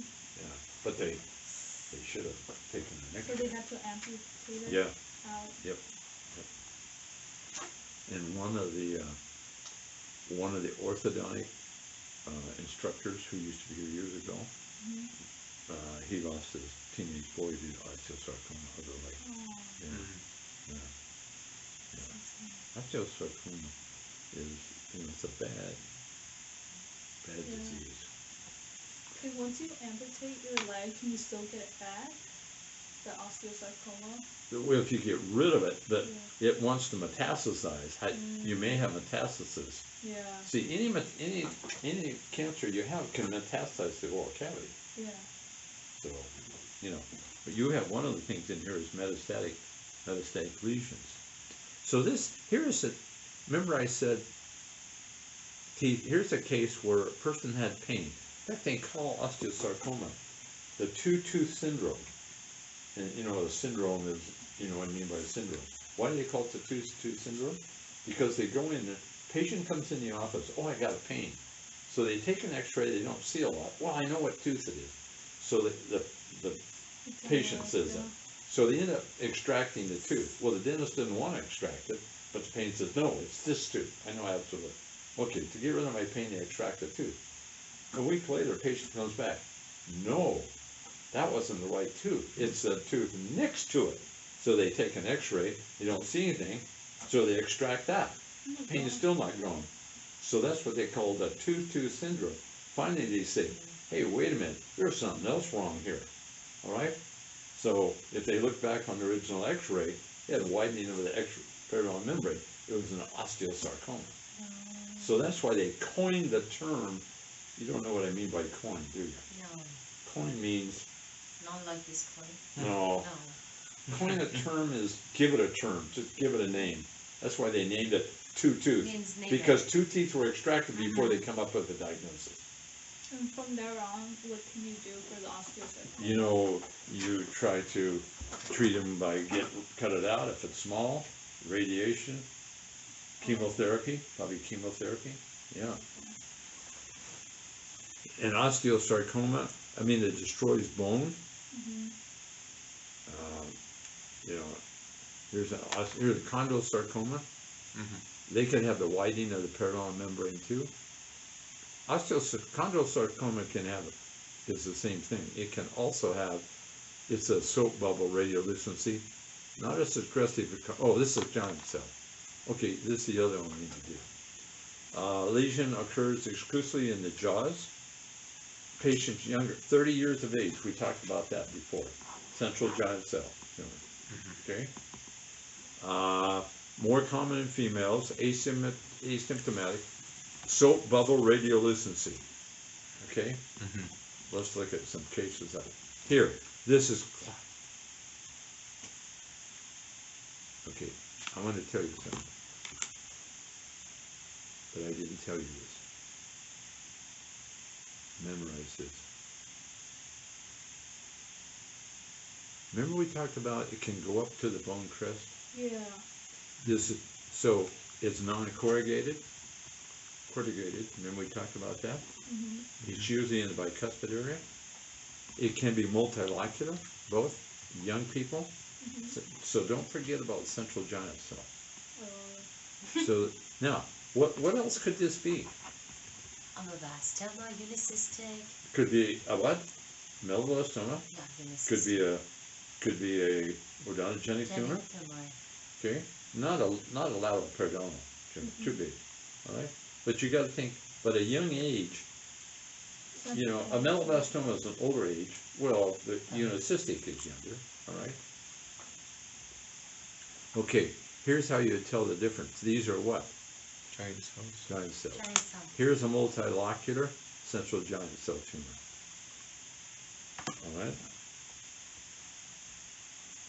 Here's a young girl that I saw up in the clinic. Came in, the dad brought her in. Here's a swelling, kind of a bluish. I thought it was a hemangioma. Took an X-ray, radiolucent in here. Young age, okay. This was a central giant cell tumor. Oh. Yeah. We saw this hemangioma. Remember, you can have hemangiomas in bone. Yeah.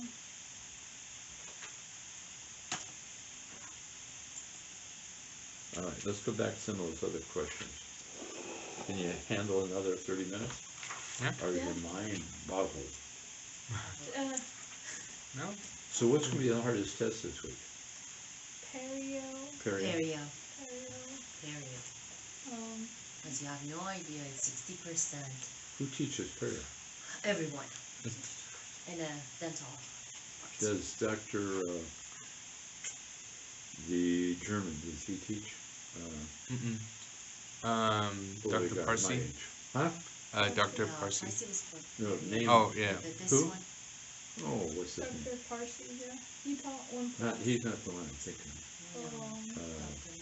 David, Dr. Are they David young? has this No, class. my age. Oh no, there's only one older Yeah. person, and it was Dr. Parsi, I think. No, we had another one with there's the- another- the with the short blonde hair. Short blonde hair. Yes, Gray hair. whitish, Whitish. grayish, yes. Yeah, that's my age. My, just my Oh, tall, okay. Yeah. round head. Yes. Yeah, Yeah, he's a nice guy. Oh, in we Perio. have him, yes. Yeah, I know what you're talking about. Really nice. Wolfram. Oh. First name was Yes, Klaus Wolfram. yes, Wolfram, we had him. He's a nice guy. Yeah, we had him once. Interesting. Interesting Germans. Strict. Oh, You know, German people were strict. You know. And he's got a fascinating story if you Really? ever told. You know, My- he was raised yeah. during Hitler's time. He was a young kid during Hitler. He and his mother and sister were sent to Poland. Mhm. His dad was sent to fight in Russia. His dad got killed. Oh no. And, so he spent early life and then came to Canada at one time. Came here to the United States. Wow. That's So it's crazy. really an interesting Yeah. story that he has to tell. Oh, I And bet. he's gone through a lot. You know. Mhm. But he was raised, but they had no food, anything like that. You know, early days. That nice guy. And he's about the same age I am. Klaus Wolfram. Okay. Let's go through some more of these.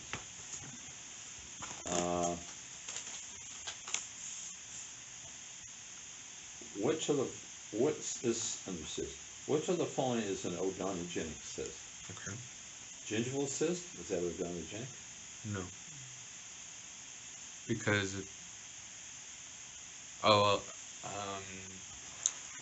well, there's a lateral periodontal cyst, Yes. which is odontogenic, Right, good, you're thinking right.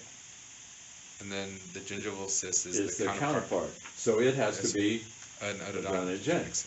Okay. so it comes from where it probably comes from the periodontal, or epithelial rest, I would say. Okay, how about cystopalatine papillae, or incisive canal cyst? No. No. That's not a not. cyst, no. Oh, Okay. Each of the following statements regarding mucoepidermal carcinoma is true except behavior. Now this is mucoepidermal. Behavior is difficult to predict from the histologic features. You guys may not know that. That's true. It is behavior is difficult to predict from histologic features. You can't predict mucoepidermal. Mhm. It is the most common cancer occurring in the submandibular gland. I know, that's false. Most common cancer or malignancy occurring in the submandibular gland. I want to say false. But submandibular, you said? It is false, but I'm not Yeah. sure what. Submandibular? Oh, because I don't remember all of it. I mean, the larger the gland, more of the lesions are benign. benign. The smaller the gland, most of them are malignant. No. In the notes, she said that mucoepidermoid was the most common for the parotid, and then the submandibular was the other one, the cystic. So you need to I don't know. memorize those. Yeah, adenoid, adenomatoid, cystic carcinoma. Adenoid cystic. And one thing we didn't get over, but she likes salivary gland, so I would really sometime this week review your notes on salivary gland. Okay. Mm-hmm. But let's look at, and I don't have any notes on salivary gland. She always lectured on it. I never did.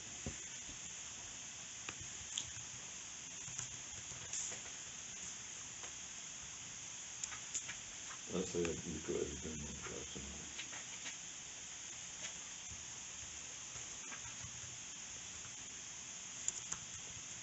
Okay,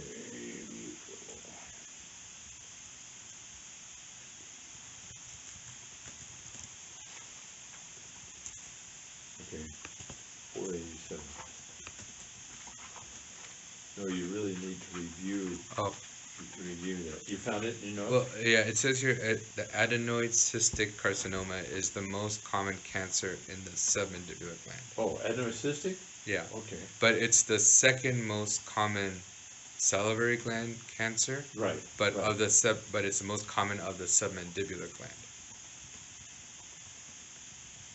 So, Adenocystic is the most common of submandibular gland. But as far as all the glands, mucoepidermoid is the most common. Yes. Okay. Yeah. Okay. And the smaller the gland, the most likely the tumor to be malignant. Yes. Yeah. Yes. So do actually review those. Okay. Mhm. That's one thing out there. Okay. Here we go. What is? Okay. I'm going to tell you more things in mucoepidermoid. And this is true. Behavior is difficult to predict from the histologic features. You can't always tell how it's going to look histologically. It occurs over a wide range with peak incidence from 20 to 40 years of age. That's true. On rare occasions, it develops a primary you guys didn't get into that. Okay, that's a state board person, a national board. Okay, here's one. What is the most common malignant tumor to occur in jaw bones? This is a good question. I'll read answers. Chondrosarcoma, Ewing sarcoma, which I don't think you guys have, metastatic carcinoma, multiple myeloma, which you didn't have, or osteosarcoma. What's more common, osteosarcoma in jaw, or metastatic carcinoma, or chondrosarcoma? In the jaws. We're talking in the jaw. What's the most common bony lesion of those three? Chondrosarcoma, metastatic carcinoma, or osteosarcoma? And I know how you're going to answer. You're going to answer wrong. it's not chondrosarcoma? No. Metastatic? Yes. Metastatic carcinoma is the most common bone cancer in jaws. I'm not saying osteosarcoma is not, but metastatic from somewhere else in the body. Okay? Mm. Okay, here. This is a good one. A 6-year-old child enters the office with a large carious lesion in a deciduous molar. Extending out of the carious area is a large, painless mass of granulation tissue, extending out of the tooth. Okay? This is most characteristic of what? What do we call this? Granulation tissue coming out of a carious lesion in the tooth. It's that. It's a, What are the options? There's no I options. didn't want to have to lead you out.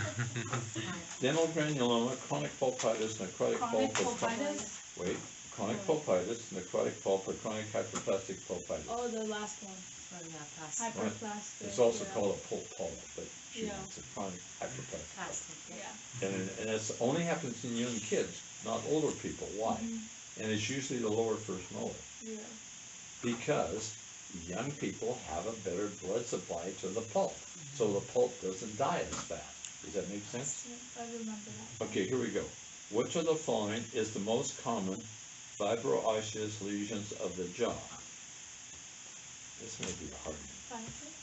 Cemento ossified fibroma, cemento osseous dysplasia, fibrous dysplasia, patch disease of the bone. Again, cemento ossifying fibroma, that's the one that's well defined. Starts as radial, you need to review that one. Cemento osseous dysplasia, which is periapical osseous dysplasia or focal osseous dysplasia. They're mainly talking about any of those three, you know, cement, Yeah. periapical, or fibrous dysplasia, or Paget's disease of the bone. so you want to know which was the most common? Yes, Cemento? yes, because you see this in black females, Yeah. so that would be the most common. Okay. Here's a good one. Which of the following features is usually characteristic of a verrucous carcinoma? Is invasion characteristic of a verrucous carcinoma? No. Verrucous carcinoma, yeah. Yes. Invasion is. Metastasis? No. No, right. Remember, basal cell and verrucous carcinoma, usually you don't see metastasis in. They do invade, Mhm. okay? Here's another good one. In which of the following diseases are you likely to see oral blisters during examination? Most likely. Erosive lichen planus, lupus erythematosus, benign mucous membrane pemphigoid, or pemphigus vulgaris. Oh. That's a good question. Well, we know that there's no blistering in pemphigoid, I think. Mucous membrane pemphigoid. Or was it the one that blistered? Erythema, there's nothing there. For erythema multiforme, is that the Erythema multiforme, usually that's not the yeah, blister. so there's no blister there. So what one does a blister stay longer in? Mucus- Pemphigoid or pemphigus? Pemphigoid. Why? Oh, it had to do with. Because it's more Epithelium. deeper. The Yes. other one is so thin, it Right. puffed, And, and then right. again you Pemphigus is within the epithelium. Pemphigoid it's more thin. is at the basal cell layer. Protected. So it's got a bigger roof on it. So the blister is gonna stay longer, Longer. right? Now you can have, it says erosive lichen planus. There is a bullous erosive lichen planus, but we don't get into that, okay? Which one's invading and not metastatic? Oh, basal cell carcinoma and verrucous carcinoma. Okay, here's a good one. Crushing trauma to a salivary duct without rupturing the duct seems to be an important etiologic event for which of the following disorders? I'll read that again. Crushing the trauma to a salivary duct without rupturing the duct. In other words, It's escape it reaction. No? doesn't go out, it's not an escape reaction. Okay. Seems to be an important etiologic event for which of the following? Mucus escape reaction, salivary duct cyst, or sialora, Salivary duct? salivary duct cyst. Remember, that's what we were talking Yeah, about yesterday? I had it wrong. You got a you got it wrong. Yes. Right, So did I. right. Salivary duct. Which of the following is a typical clinical scenario for actinomycosis? Oh, we didn't get into that. You had actinomy. Yes, Yeah. we did that. Okay, that's a good question. Acute, so we're asking what's the most typical? 4 possibilities. Acute painful swelling which subsides readily upon treatment. Think about that. Painless, long-standing swelling which responds poorly to treatment. Oral ulcerations which heal after endodontics is performed on a nearby tooth. Clinically, it is due to a fungus infection. So it says, which of the following is typical clinical scenario? The typical is this. It's a painless, long-standing swelling which responds poorly to treatment. Actinomycosis does not respond well to antibiotics. You have to be on antibiotics for a long period of time. Okay. All right? Yep. So that's a bacterial, actinomycosis is a bacterial infection? Yeah, you know, is that right? That's a good question. I keep thinking fungus, but I don't think it is. Okay. Look that up. And maybe that's why that, but remember, actinomycosis is the one that what comes out of it, that looks like, what's the yellow areas that come out of actinomycosis? Fistulas, What do well, we call those? Sulfur granules. It's not Oh, true sulfur. sulfur granules, but that's one of the characteristics of actinomycosis. You'll have a draining fistula, and you'll have these yellow nodules come out that are yellow, and we used to call those sulfur granules. They're not, but they look like sulfur granules. Okay, let's look at it. 203. I think you're right. Yeah, it's bacterial. okay. Yep, it's bacterial. It's not fungal. We think of it as fungal. It's been a while since I've done that. Yep. Okay, bacteria. Okay. Yep, you're right on that. See, you're gonna get a better score on the test than I would. I'm so proud. Here's a really good question. Let's see if you can get this one. This is one of my favorite questions. Which of the following does not show invasion? Okay, this is a thinking question. Does not show invasion. Carcinoma in situ of the tongue. Verrucous carcinoma of the vestibule. Squamous cell carcinoma of the lip grade 4. Squamous cell carcinoma of the lip grade 1. Basal cell carcinoma of the face. The question was, which of the following does not show invasion? Again, the first one was carcinoma in situ of the tongue. The second one was verrucous carcinoma of the vestibule. The third and fourth had to do with squamous cell carcinoma. The last one was basal cell carcinoma of the face. It asks you which one of those does not show invasion. I would say basal cell. Basal cell does not metastasize, but it invades. Okay. How about the vestibule one? The vestibule, that was verrucous carcinoma of the vestibule. Yes.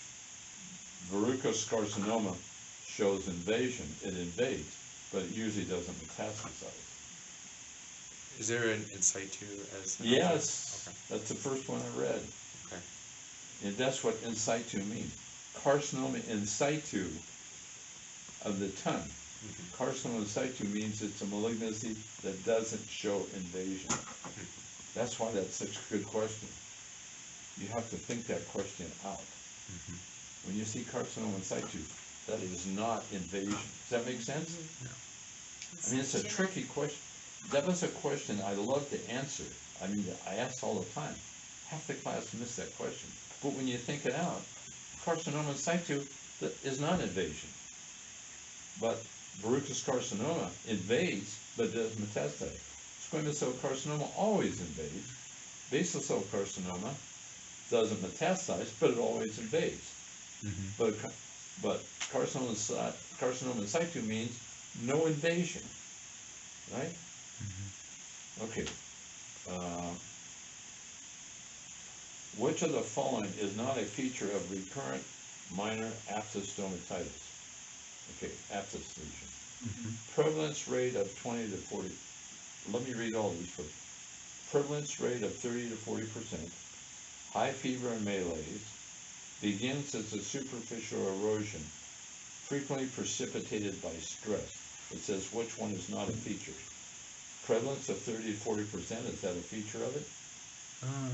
Of abscess minor? Yeah. Yes. Is it? Yeah.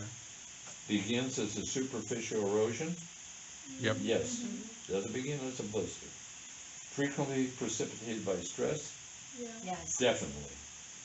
High fever and malaise? No. What is malaise?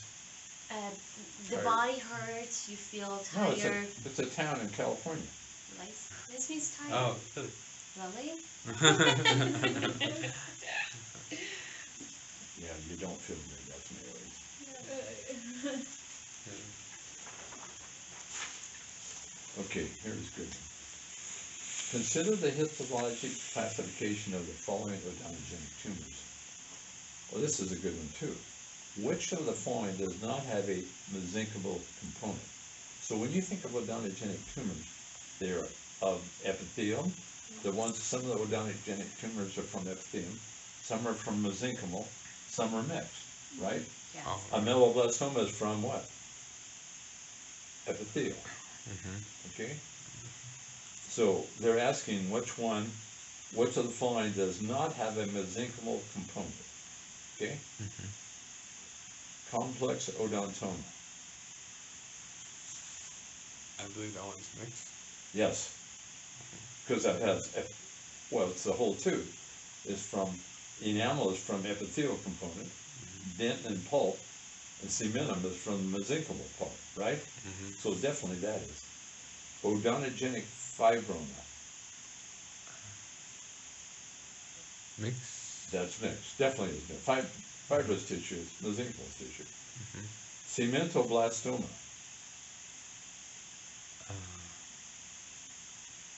cementum comes from what? Epithelial part or mesenchymal part? Where does cementum come from? Enamel comes from epithelial part, or ectoderm. Also, Exoderm, so cementum mesenchymal, mesenchymal. okay. Ameloblastic fibroma, Ameloblastic. Is that that would be mixed. Ameloblast and fibroma, that would be mixed. Adenomatoid odontogenic tumor,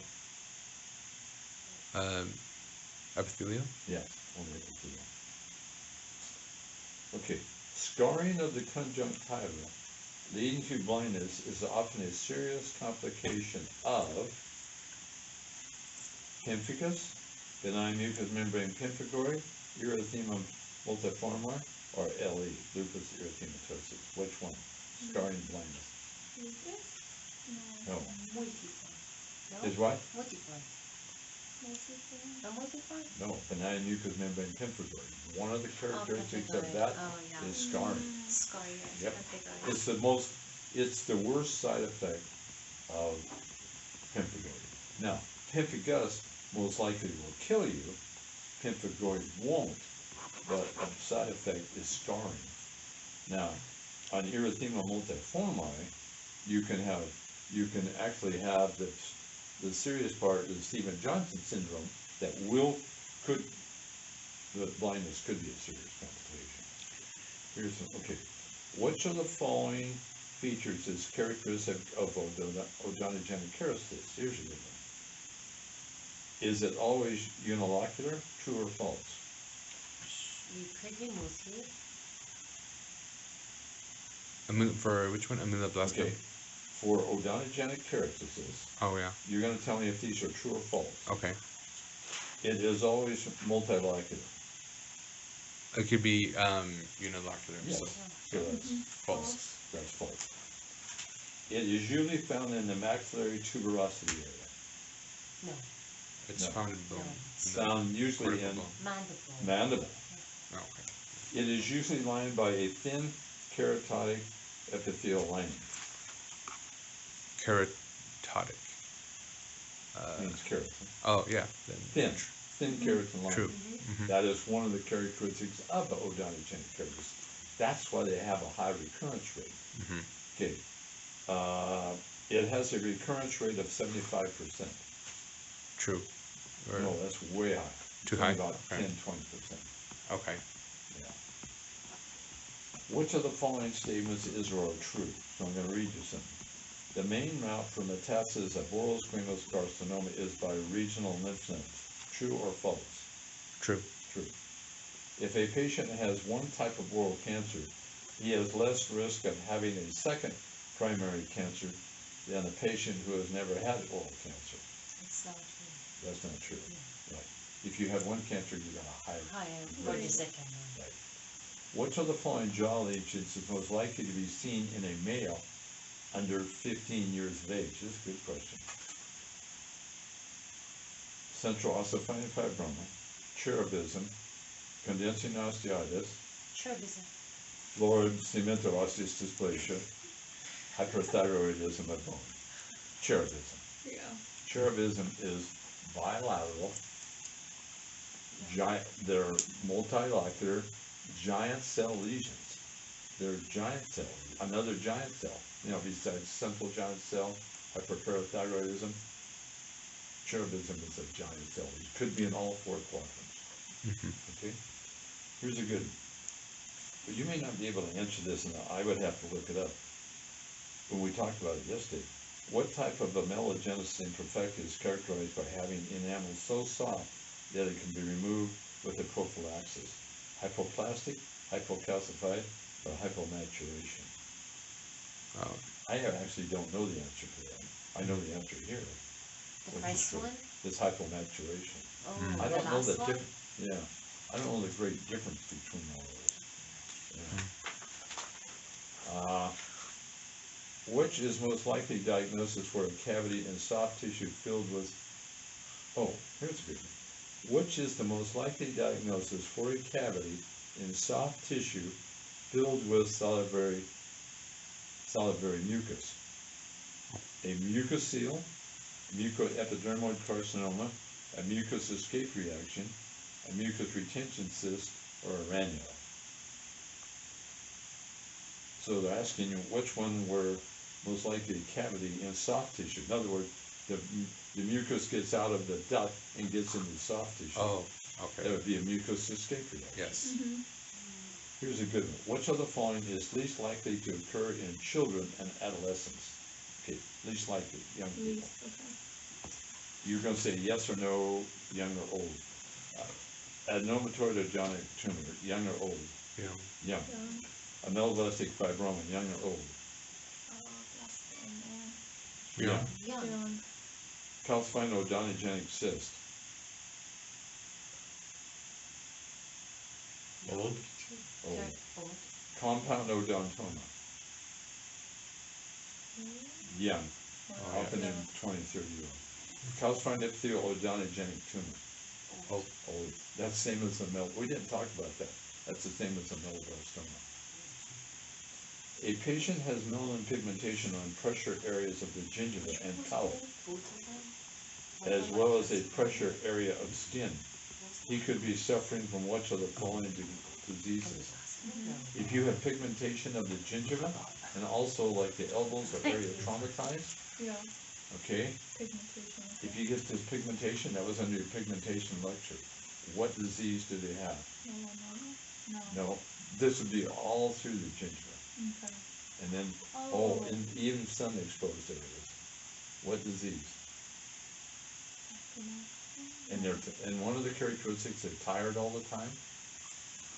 Oh, Addison's disease. Oh, Oh, yeah. No, okay. Addison. Addison's disease, so study pigmentations too.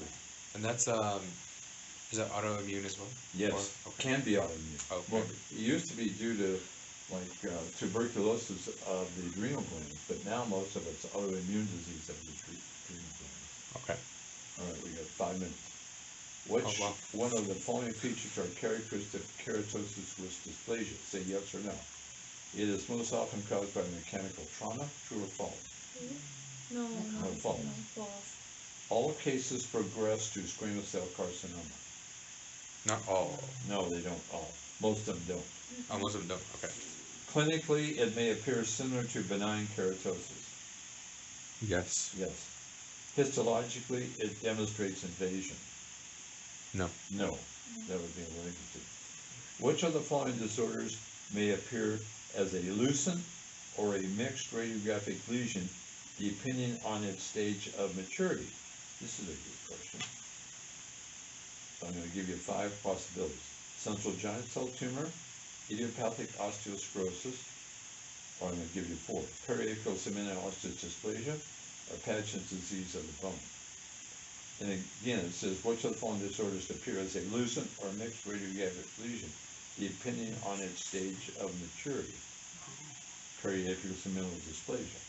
Remember, it's radiolucent, black females, then mixed, Mix then and then radiopaque, opaque. and Oh. usually in the lower anterior of the teeth. Okay. No, yeah. But the same is for Florida as well. It's also radiolucent, Yeah. and then Florida's, yes, that's the same. Areas of radiopacity are most expected to be seen radiographically in which of the following regions? Well, the answer is calcified odontogenic cyst. I'm not going to answer that one for you. But here's a good one. Which of the following odontogenic tumors has the lowest risk for recurring following excision by simple enucleation or curettage? Unicystic ameloblastoma, infiltrating ameloblastoma, odontogenic myxoma, or calcified epithelial odontogenic tumor? Which one is easily to treat? Unicystic ameloblastoma, infiltrating ameloblastoma, odontogenic myxoma, or calcified epithelial odontogenic tumor? the unicystic. Unicystic. Yes, Yeah. definitely unicystic one. Good, good. This is a good question. The following features are characteristic of acute apical periodontitis,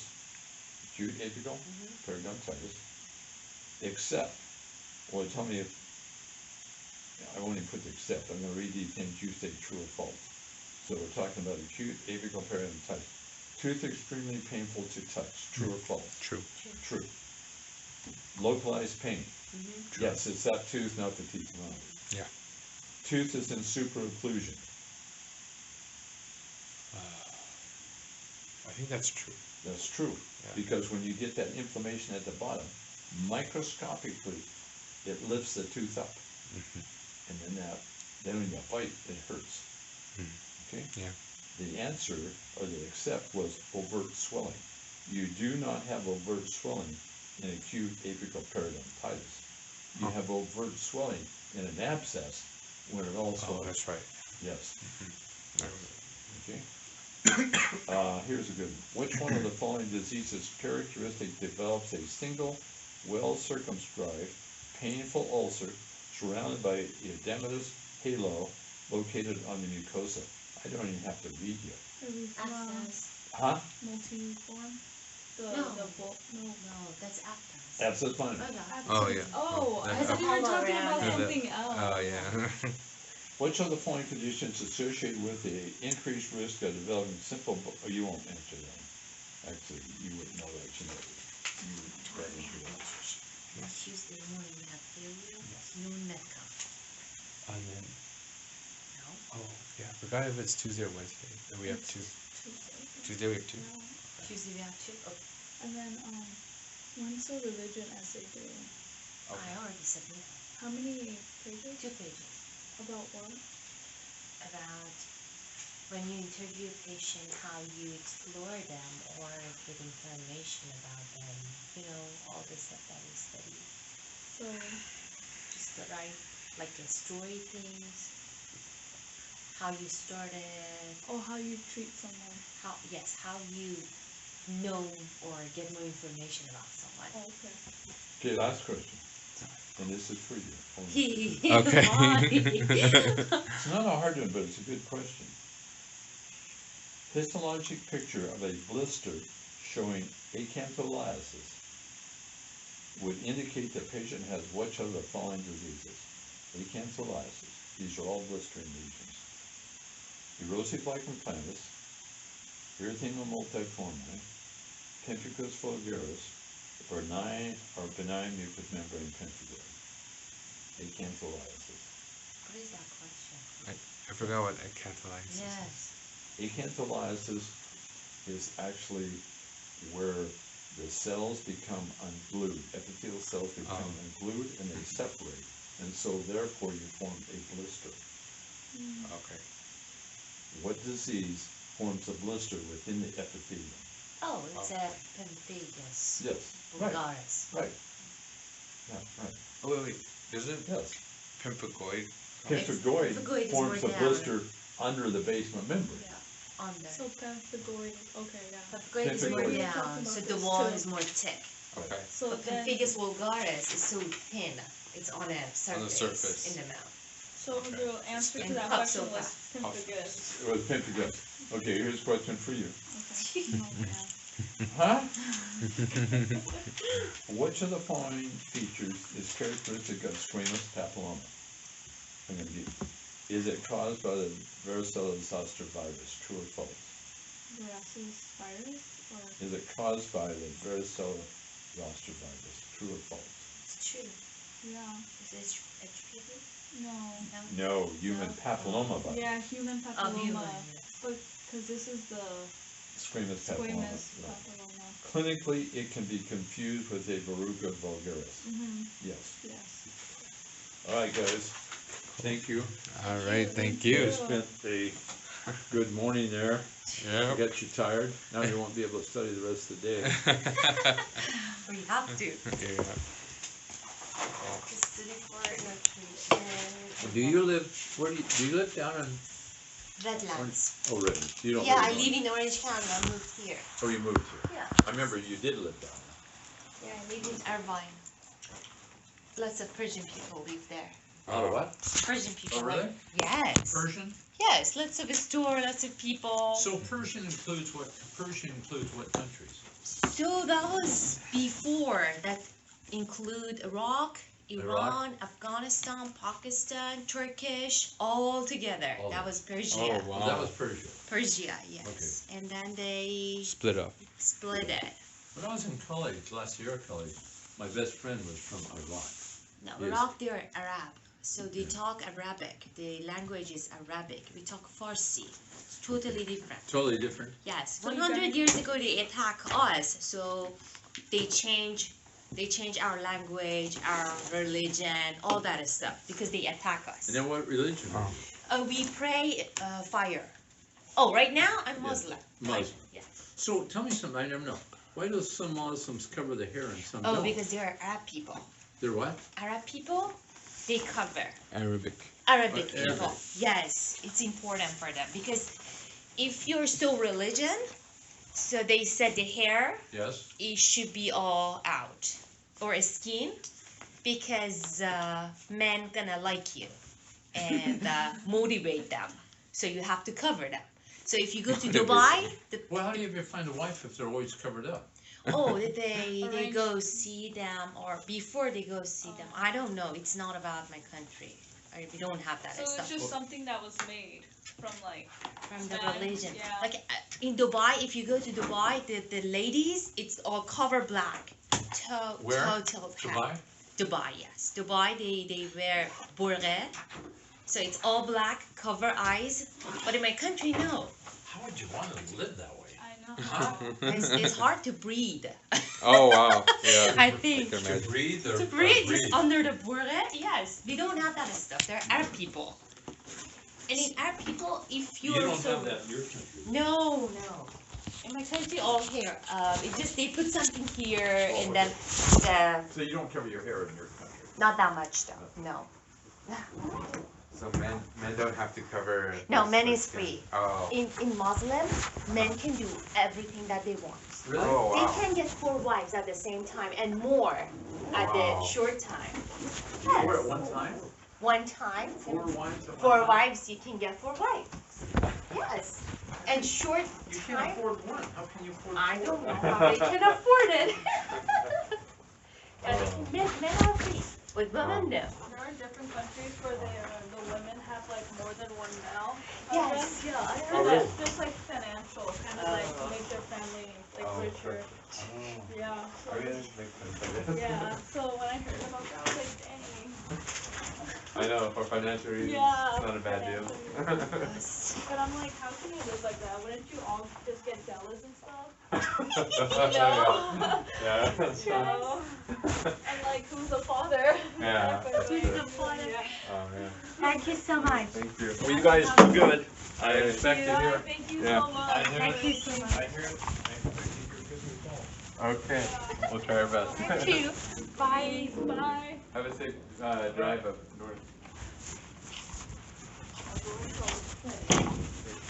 We're gonna use the.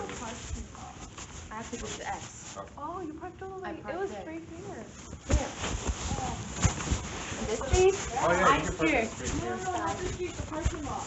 The garage. Oh. Oh, the station parking? Yeah. Oh. I can drive you to that. I got my car. Everyone has their phone.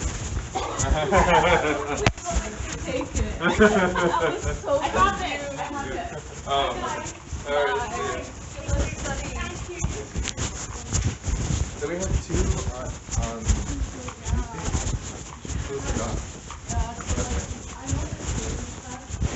Two occasions on Tuesday? Yeah. Okay. I'm about to. Yeah, hers Okay. is on Tuesday, but it's a lot. So. Yeah. Alright, see you guys. Okay, I'll take.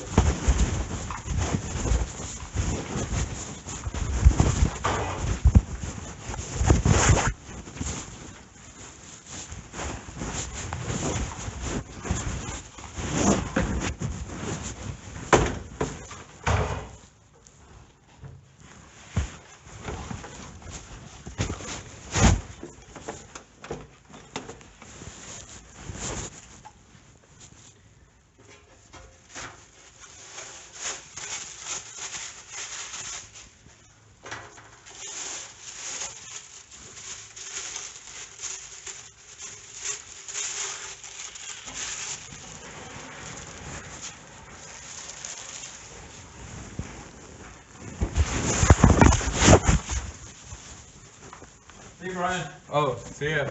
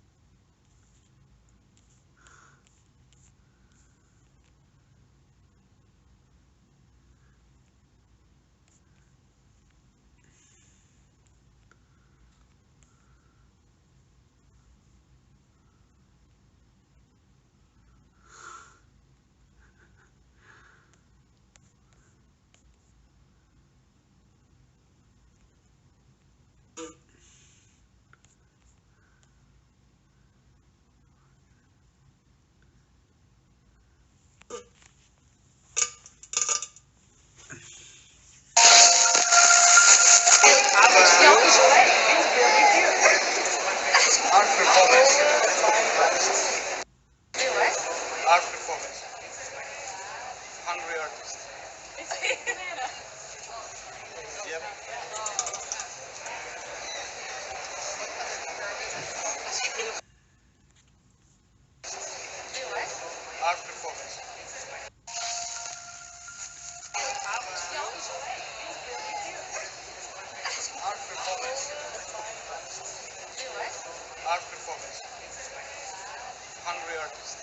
Yep.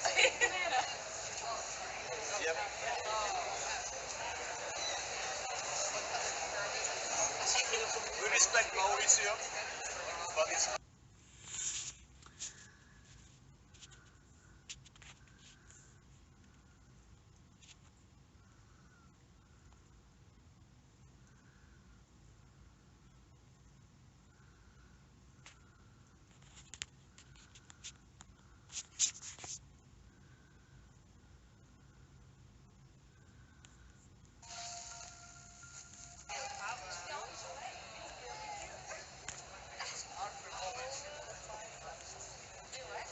art performance.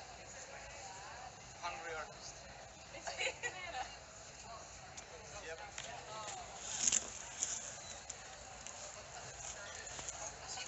We respect Mauricio, but it's art performance. Hungry artist. The gallery.